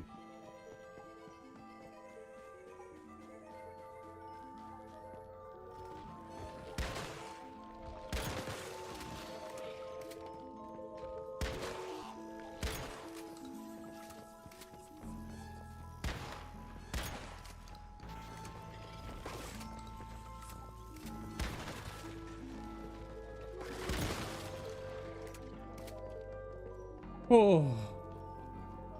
Okay, something's up there.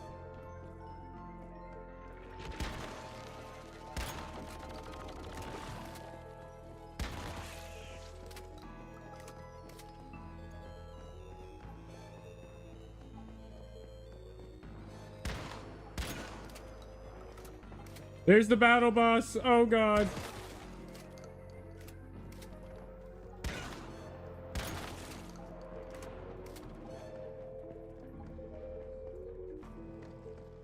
Wait, is that a crafting bench I can use? Oh my god. I didn't know there was just these things that you could use.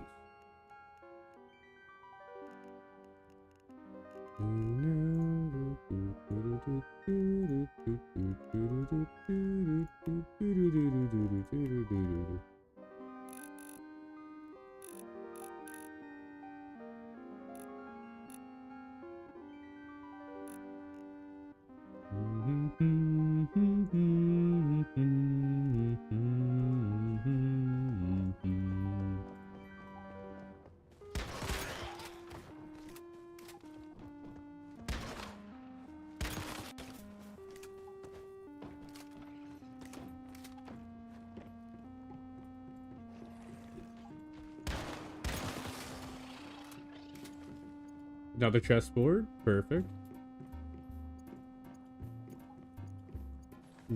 Okay. A robot fish.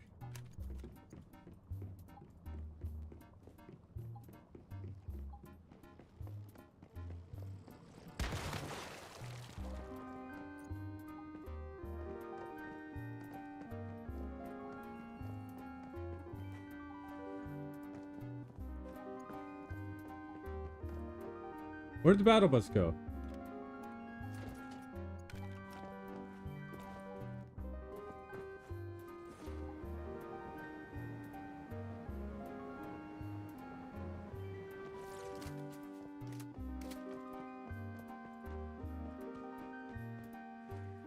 Got a little piano on the way. Buttered toast? Buttered toast?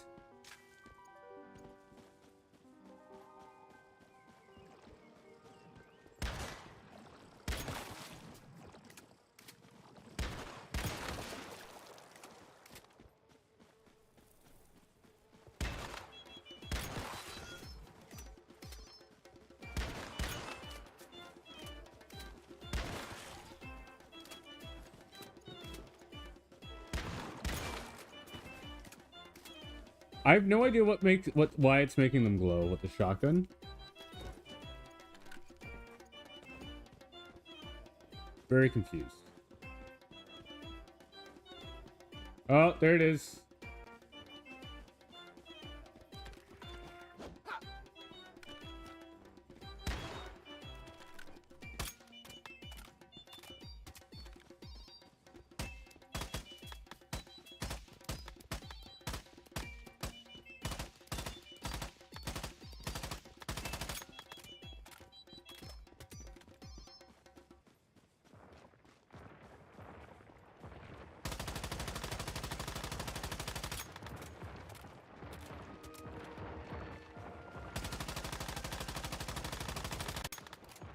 Are you gonna fight me?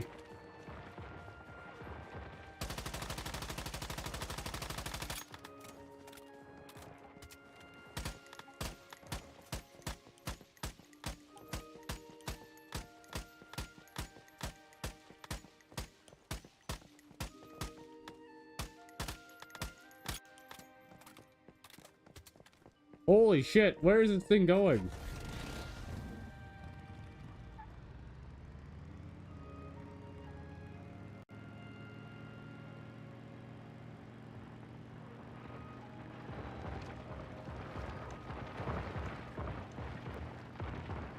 Battle bus!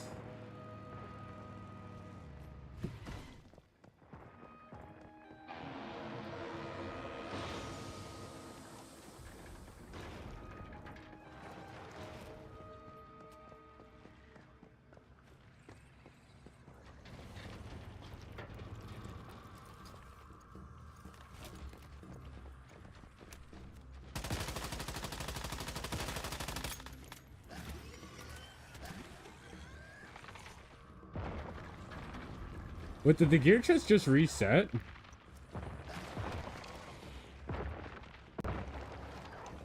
Wait, you can go to gear chests that you've already claimed and you'll get different ones. Oh my god.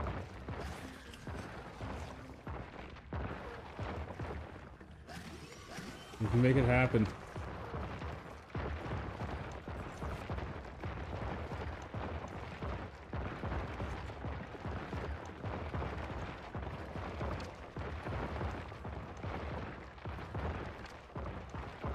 Woo woo! Battle bus!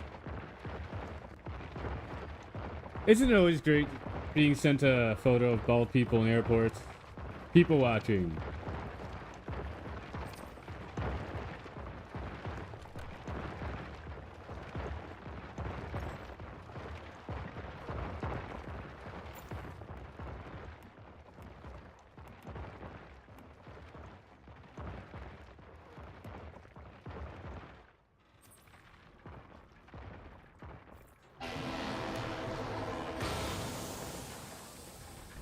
Thanks, Battle Bus.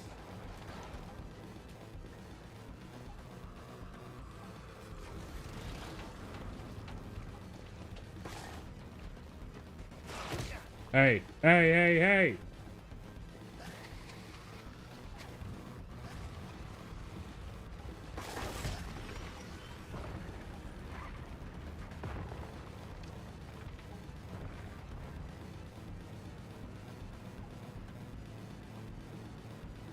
Okay, now we go back to what we do.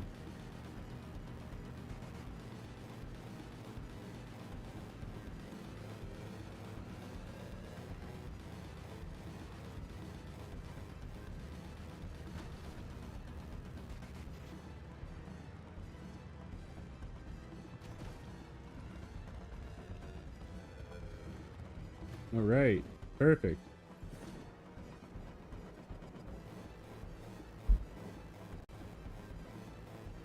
This will just take the road up.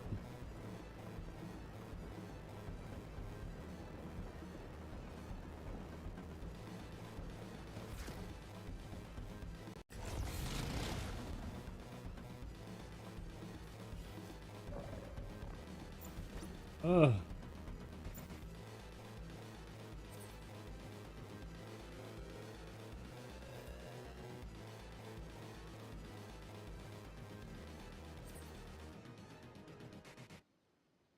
Let me use it, please. I want to heal.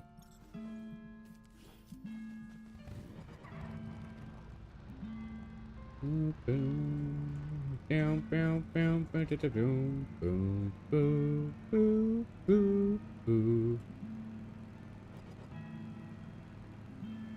Eliminate one tangled vine using Incinerary Blast. I, no idea what Incinerary Blast is.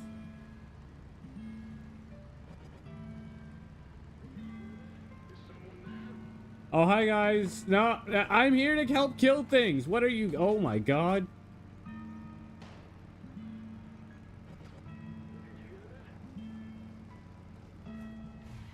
All right, fuck it.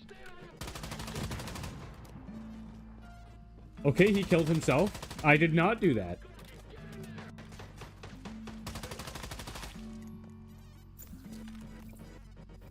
Hey, buddy.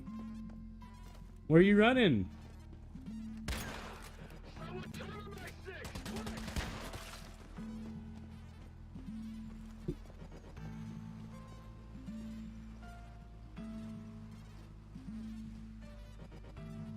Make sure he knew. Last breaths were nothing but my tea and bag.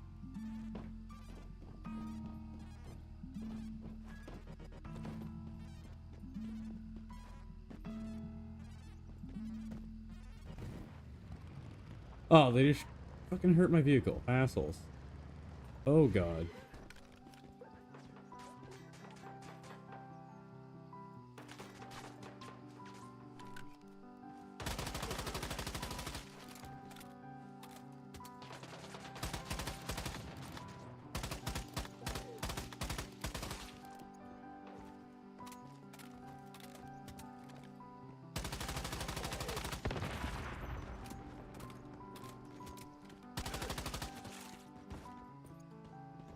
Too easy.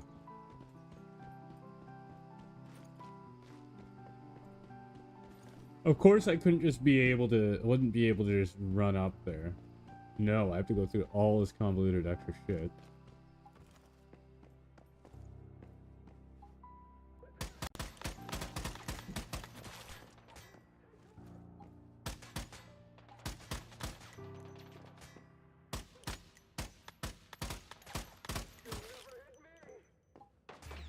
I won't? I think I just did.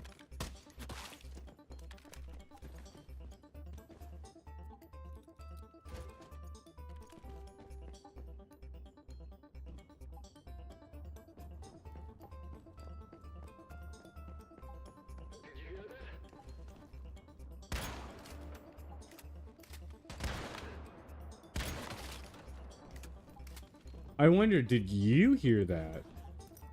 You still have ears left? No? Okay. I guess he's dead. I think I'm supposed to go down there.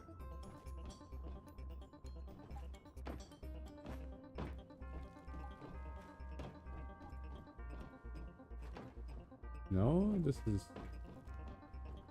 Glass box. Because why wouldn't it be?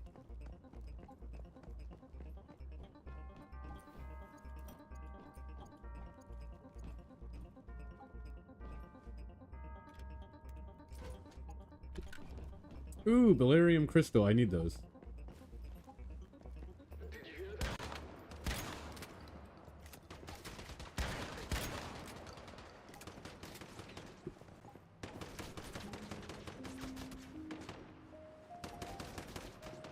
In the glass box!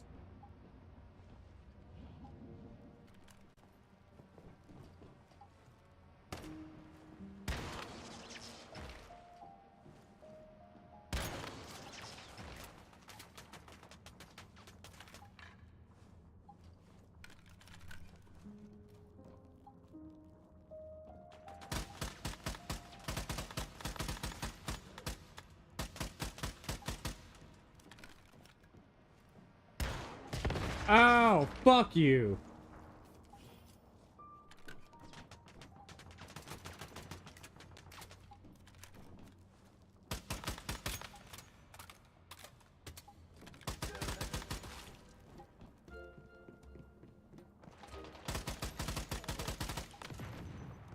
Damn it!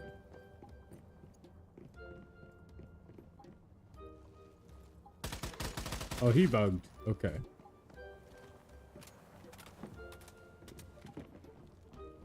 What the? Okay. I guess they're experiencing the side effects from the Stardust too, but like...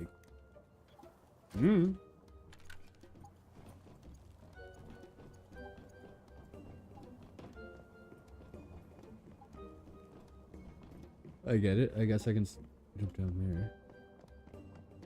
I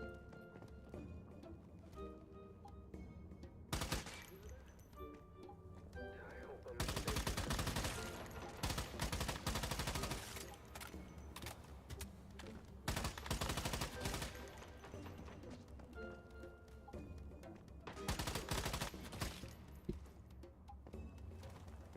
I'm gonna need more ammo.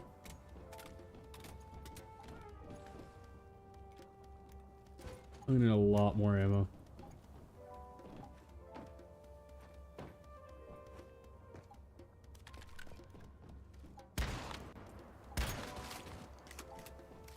I think he didn't hear me. He definitely lost his ears off that one.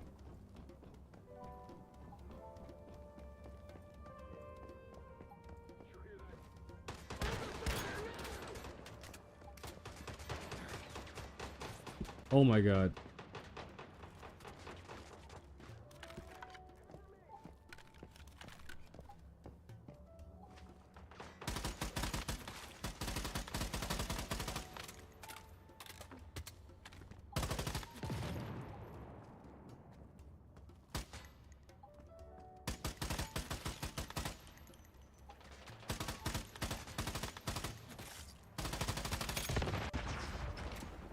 Fuck me. I guess when they do those white lines, I gotta like just kill the drone.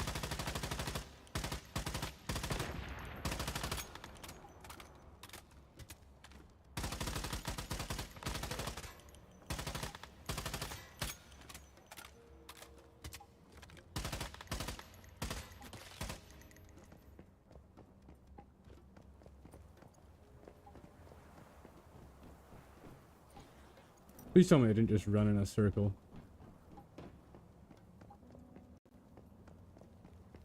Okay, no.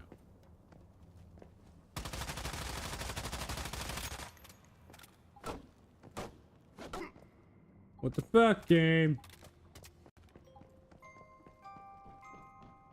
I have nothing fire related, so. Oh.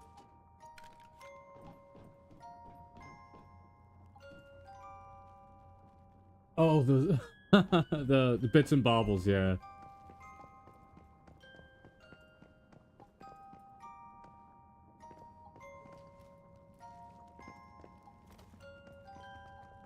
You can't just crouch under that. Can't just climb over. Okay, so yeah, this is the only way to get here. But how the hell am I supposed to open a chest?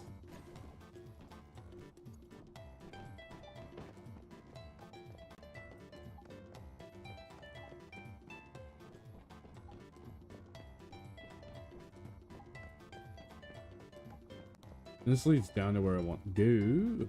I think I might have to activate the anchor first.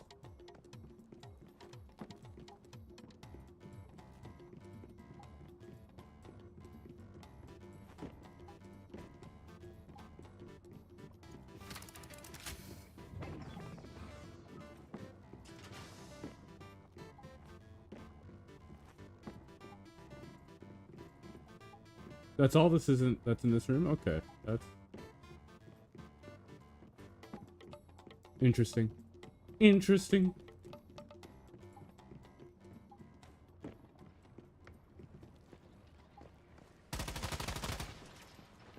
Why are there drones? What the fuck?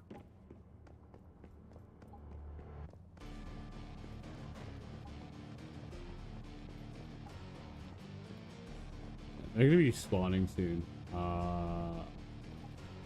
Yeah.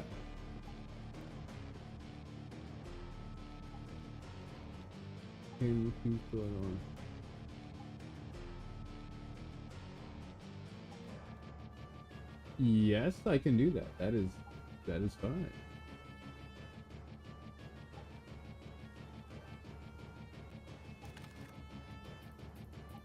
Where?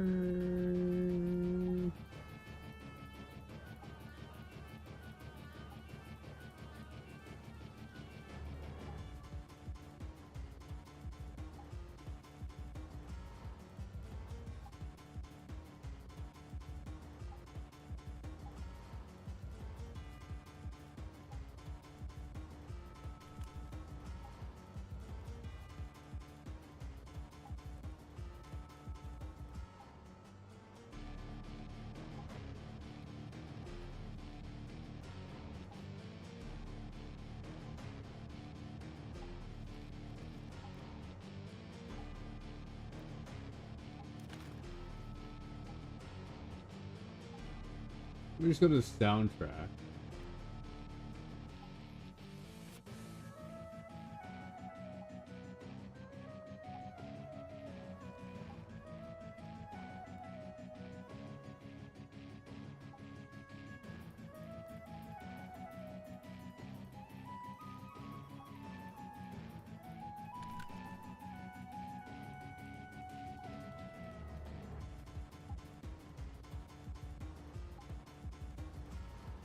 Okay, we'll play next after this.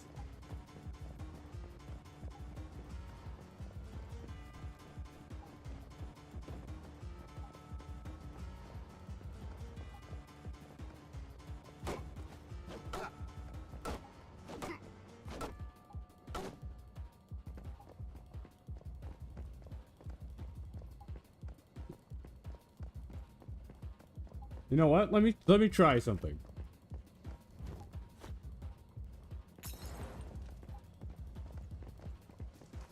Ow. Ow. Ah. Ah, no, the fire. I'm not giving that asshole a chance.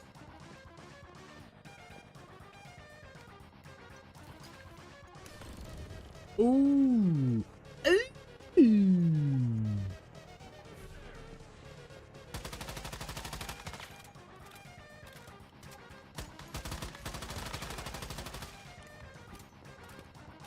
Holy fuck off, mate. Right, I have portable cover.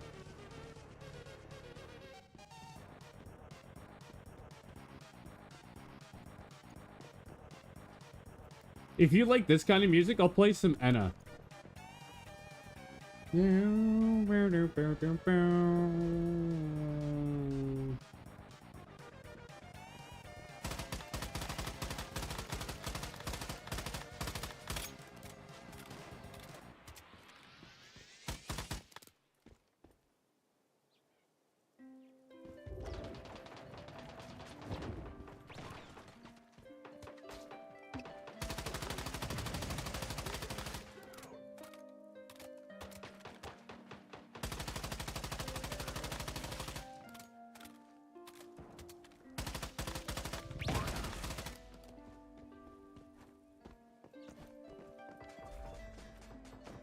Yeah, keep firing at the ground, Betty. Loser. Lucy BB.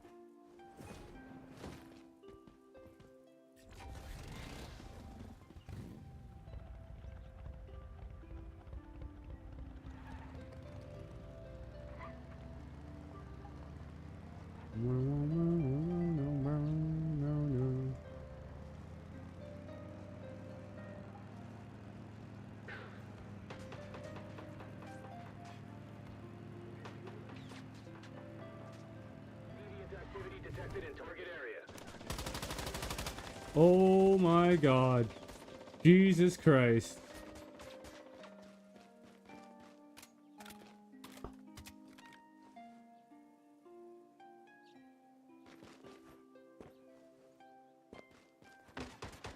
Oh boy, you're up here.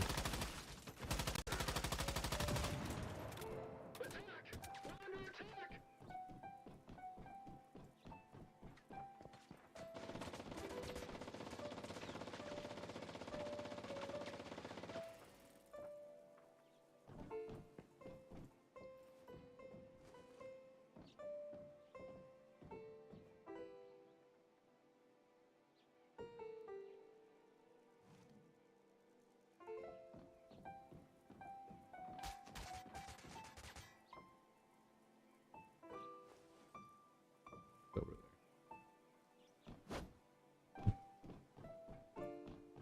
Oh, the door's open here. Thanks for the free shit, guys.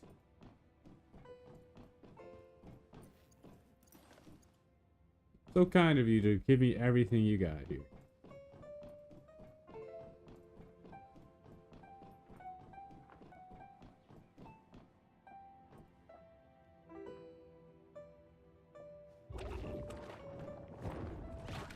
We're under attack. Get in battle formation. I need backup. This is how you counter. You got higher ground? Shoot him in the head. Yo, what? Give me that. Give me that. Yo, what? Hey, yo, what? Tee.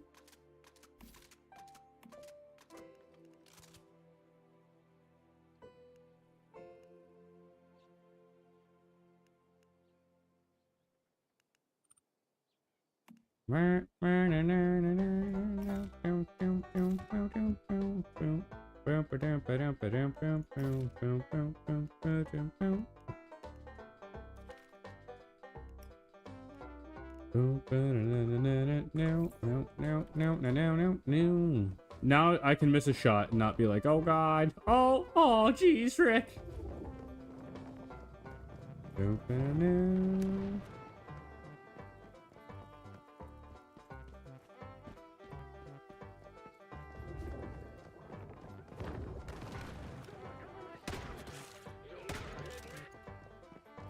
I guess I unalived him in the craziest way possible. I omae wa mu. Omae wa mu shinderu. Nani?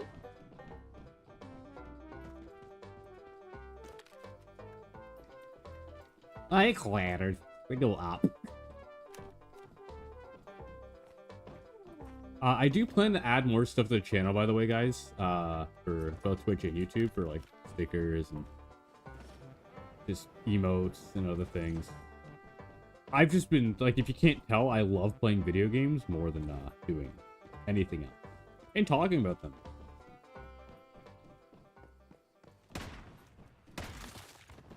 Oh man, I think he died.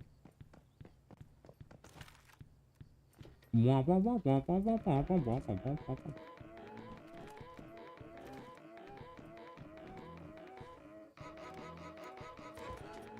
his 200 IQ play.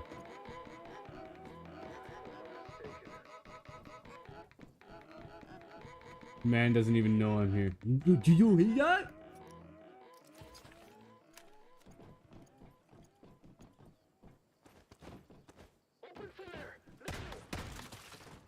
On what? Who? Where?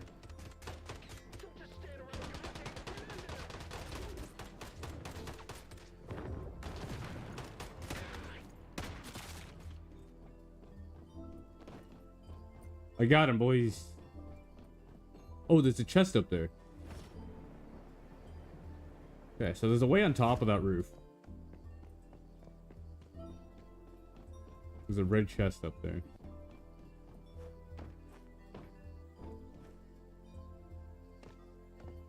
Definitely not this, but...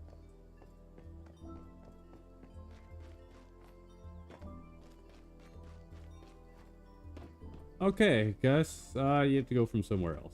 Pause. I might have been seeing shit. Ah!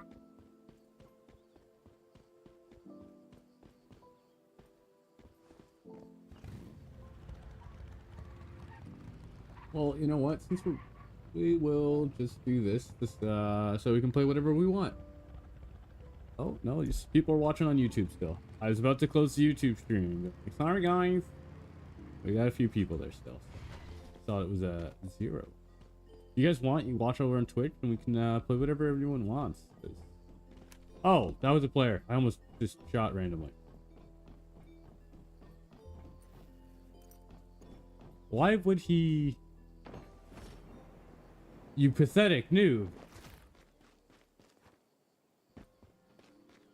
This guy's wears like the ghoul cloak. Oh, is that what the ghouls were like before? Like, oh. Hey, buddy.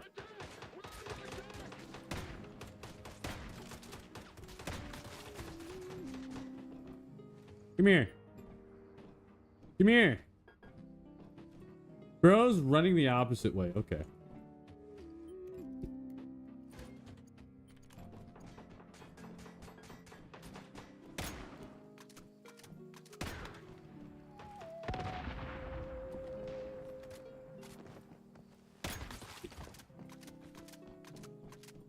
It's too bad we don't get a helicopter.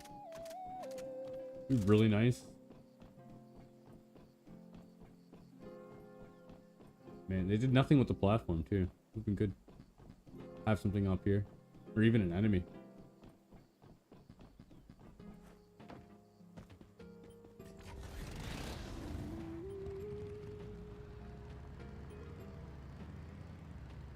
The bike needs to go faster.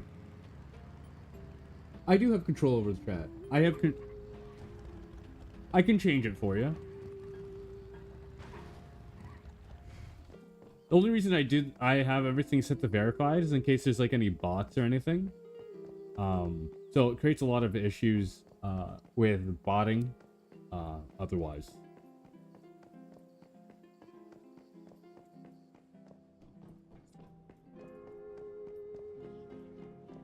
Okay, there's workbenches in here and everything, so it's like the other place.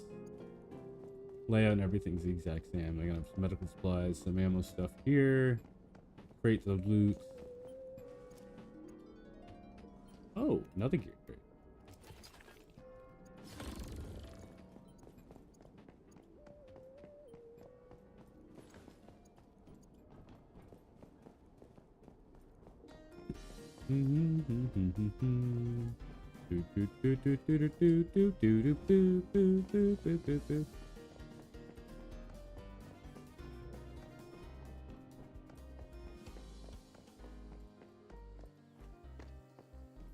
Let's activate this tower so I'm not an idiot. I mean, I'm still an idiot, but you know, less of one.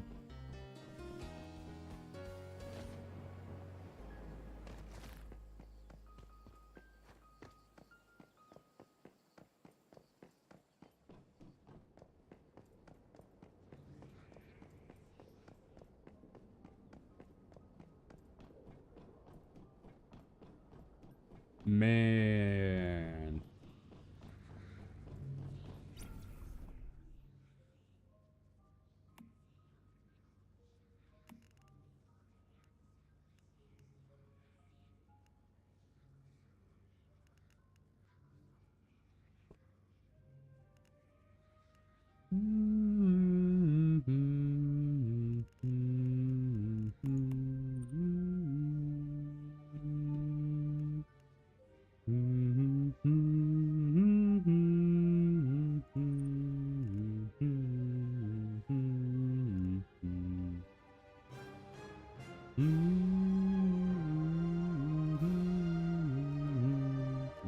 Probably gonna run this like 3 or 4 times.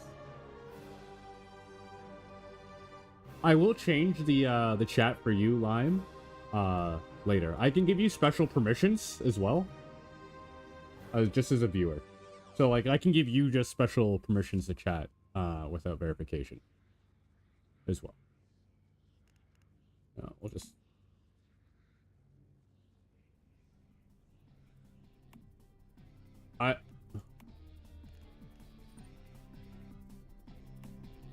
Yes, quit team. Teams.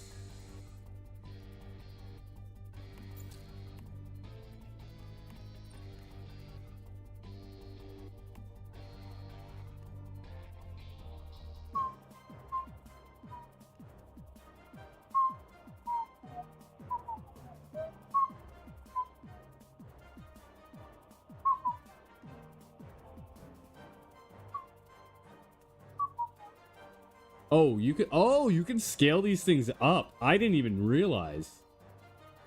Jesus.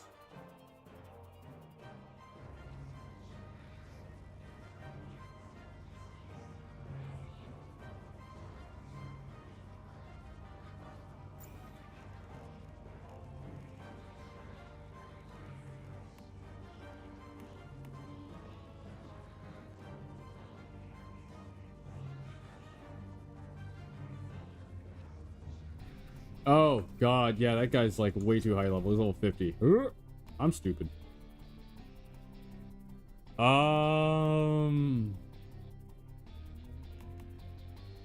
Yeah, there.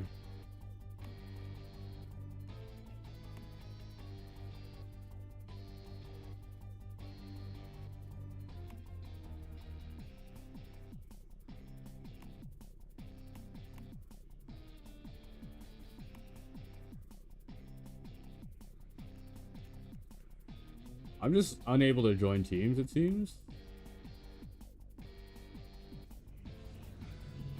Fuck it, we're just gonna go in. Actually, you know what? Can I teleport?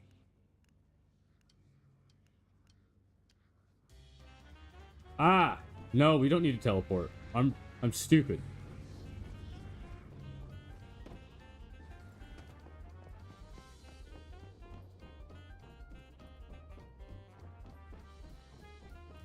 We'll just make ammo.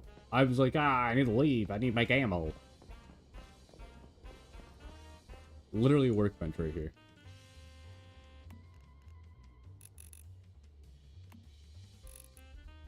I will make 600 just to be safe.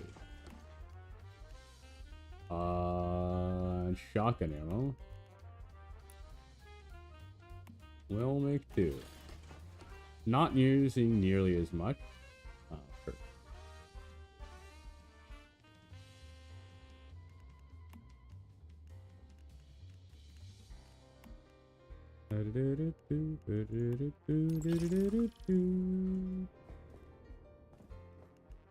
Oh shit, I can create this right now. Yo, let's go. What? Oh, I need bronze ingots. Okay. I'll make that after this.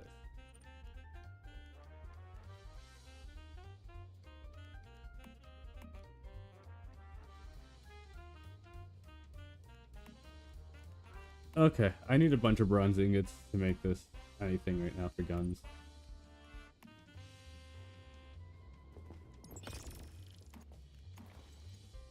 For now, though, we're just gonna go with what we got.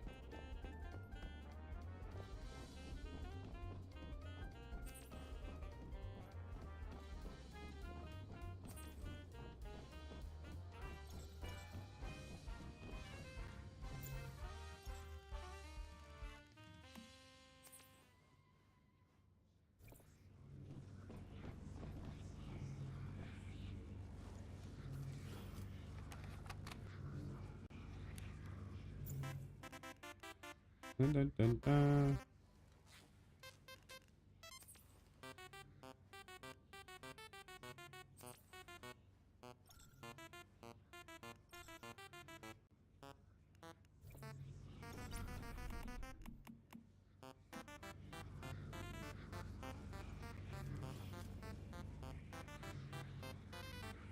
I don't care. Recommended for 2 players. Ah, who needs 2 people?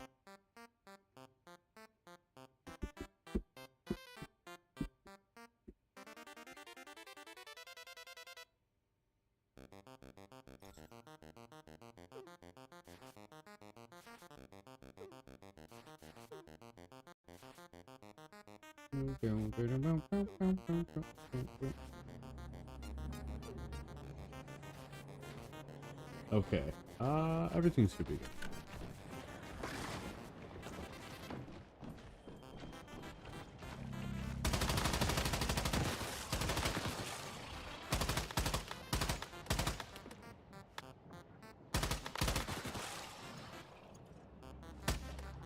I'm trying to understand like how they were taking some damage.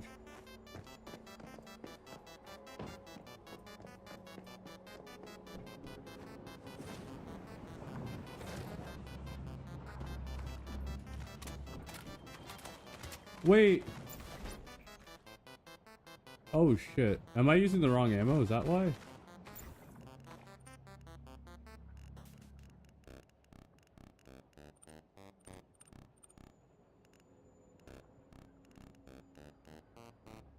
Okay, yeah, I have 56 of these rounds. I used to be like, holy shit, what the fuck happened to my ammo? My god, man, fucking get me.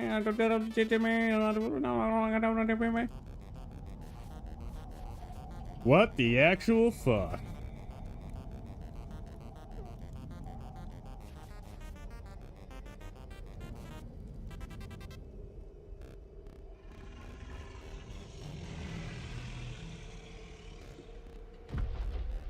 Hopefully we can cheese this like the other boss.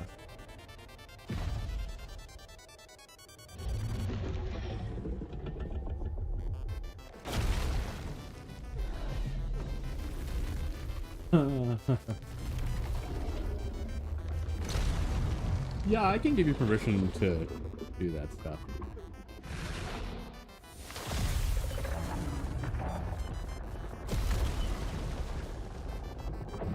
Oh, this is cool. This game reminds me a lot of Remnant.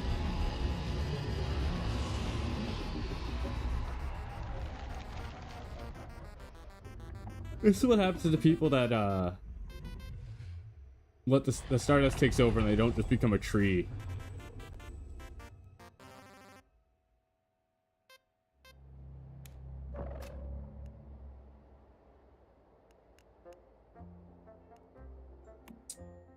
All right.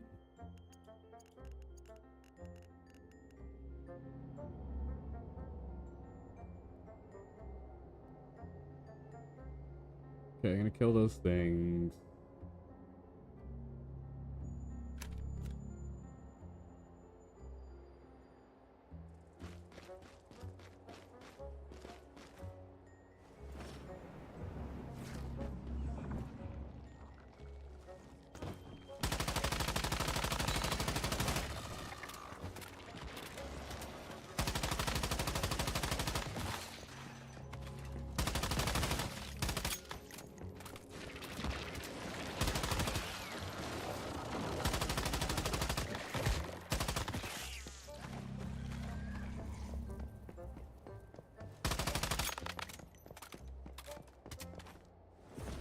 Oh, it's immune until you break all these. Got it.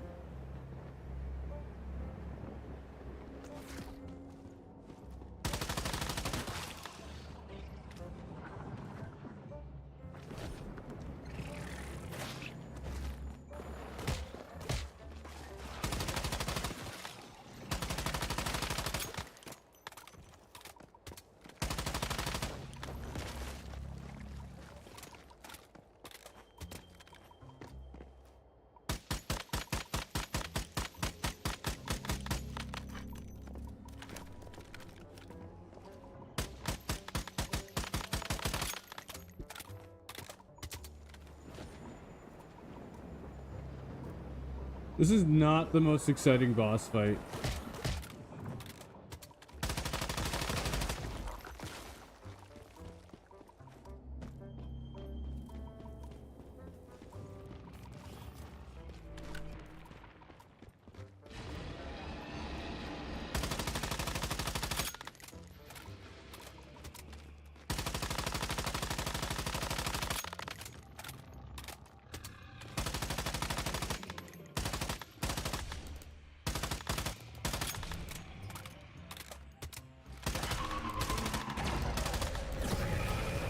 Oh.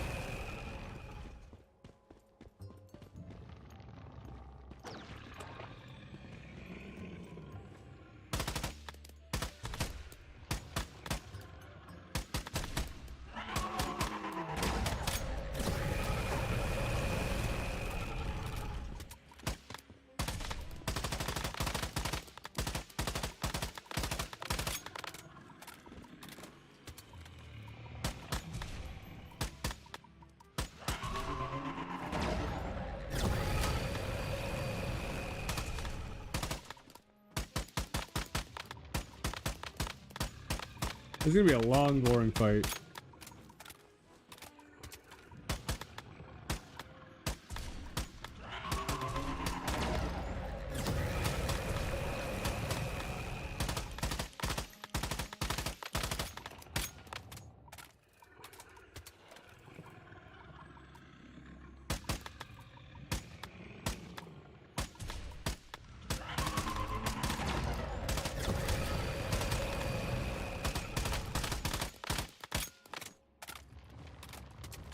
What do you mean?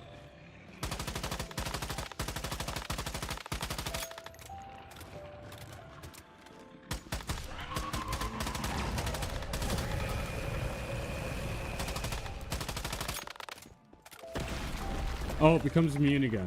I see.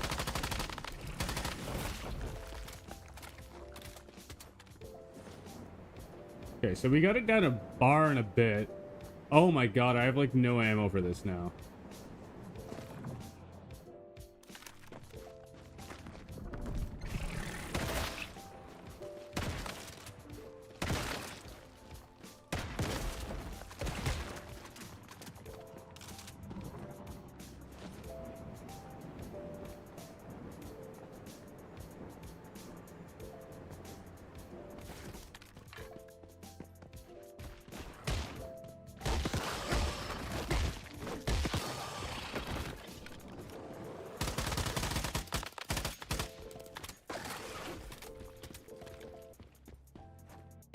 Ugh.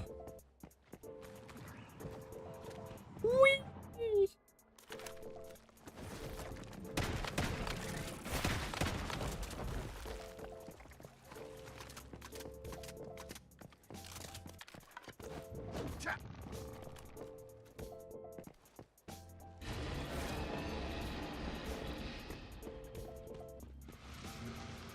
Oh my god, I can climb on it? Oh my god, this is fucking hilarious. I don't think I'm supposed to be able to do this. I don't think I'm supposed to be able to do this.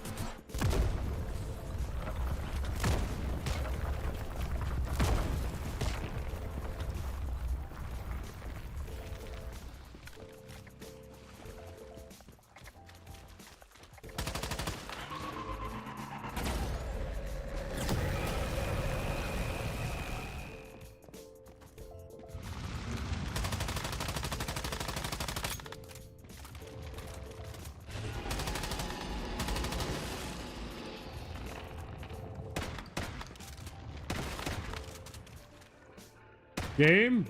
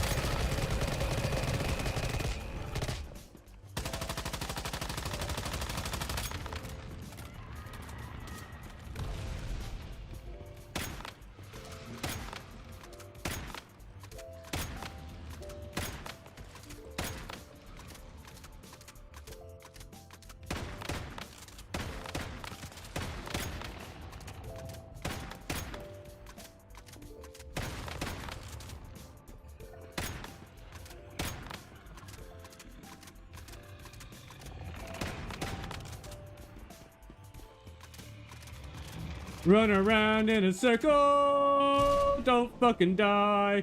Oh my god, what the fuck is this? Why are there flying rocks? I'm gonna try to not die.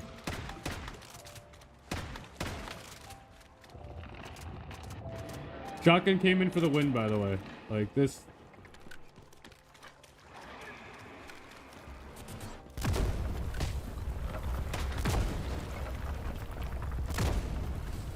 Yeah, this is a safety bubble for that shit.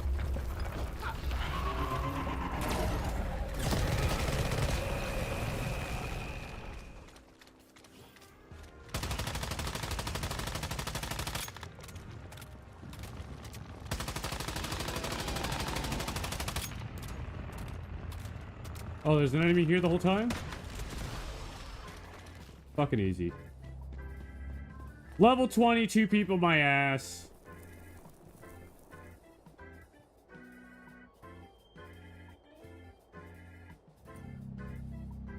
Ooh, I'm taking it all.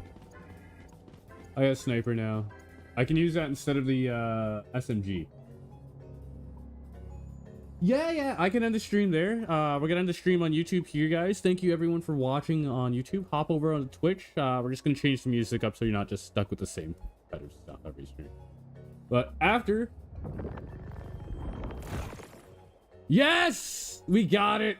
We got another one, the Mitsuko. Let's go! Great way to end it. As always, everyone, have yourself a wonderful fucking day. Live your best fucking life. No one else will do it for you. And please do take care.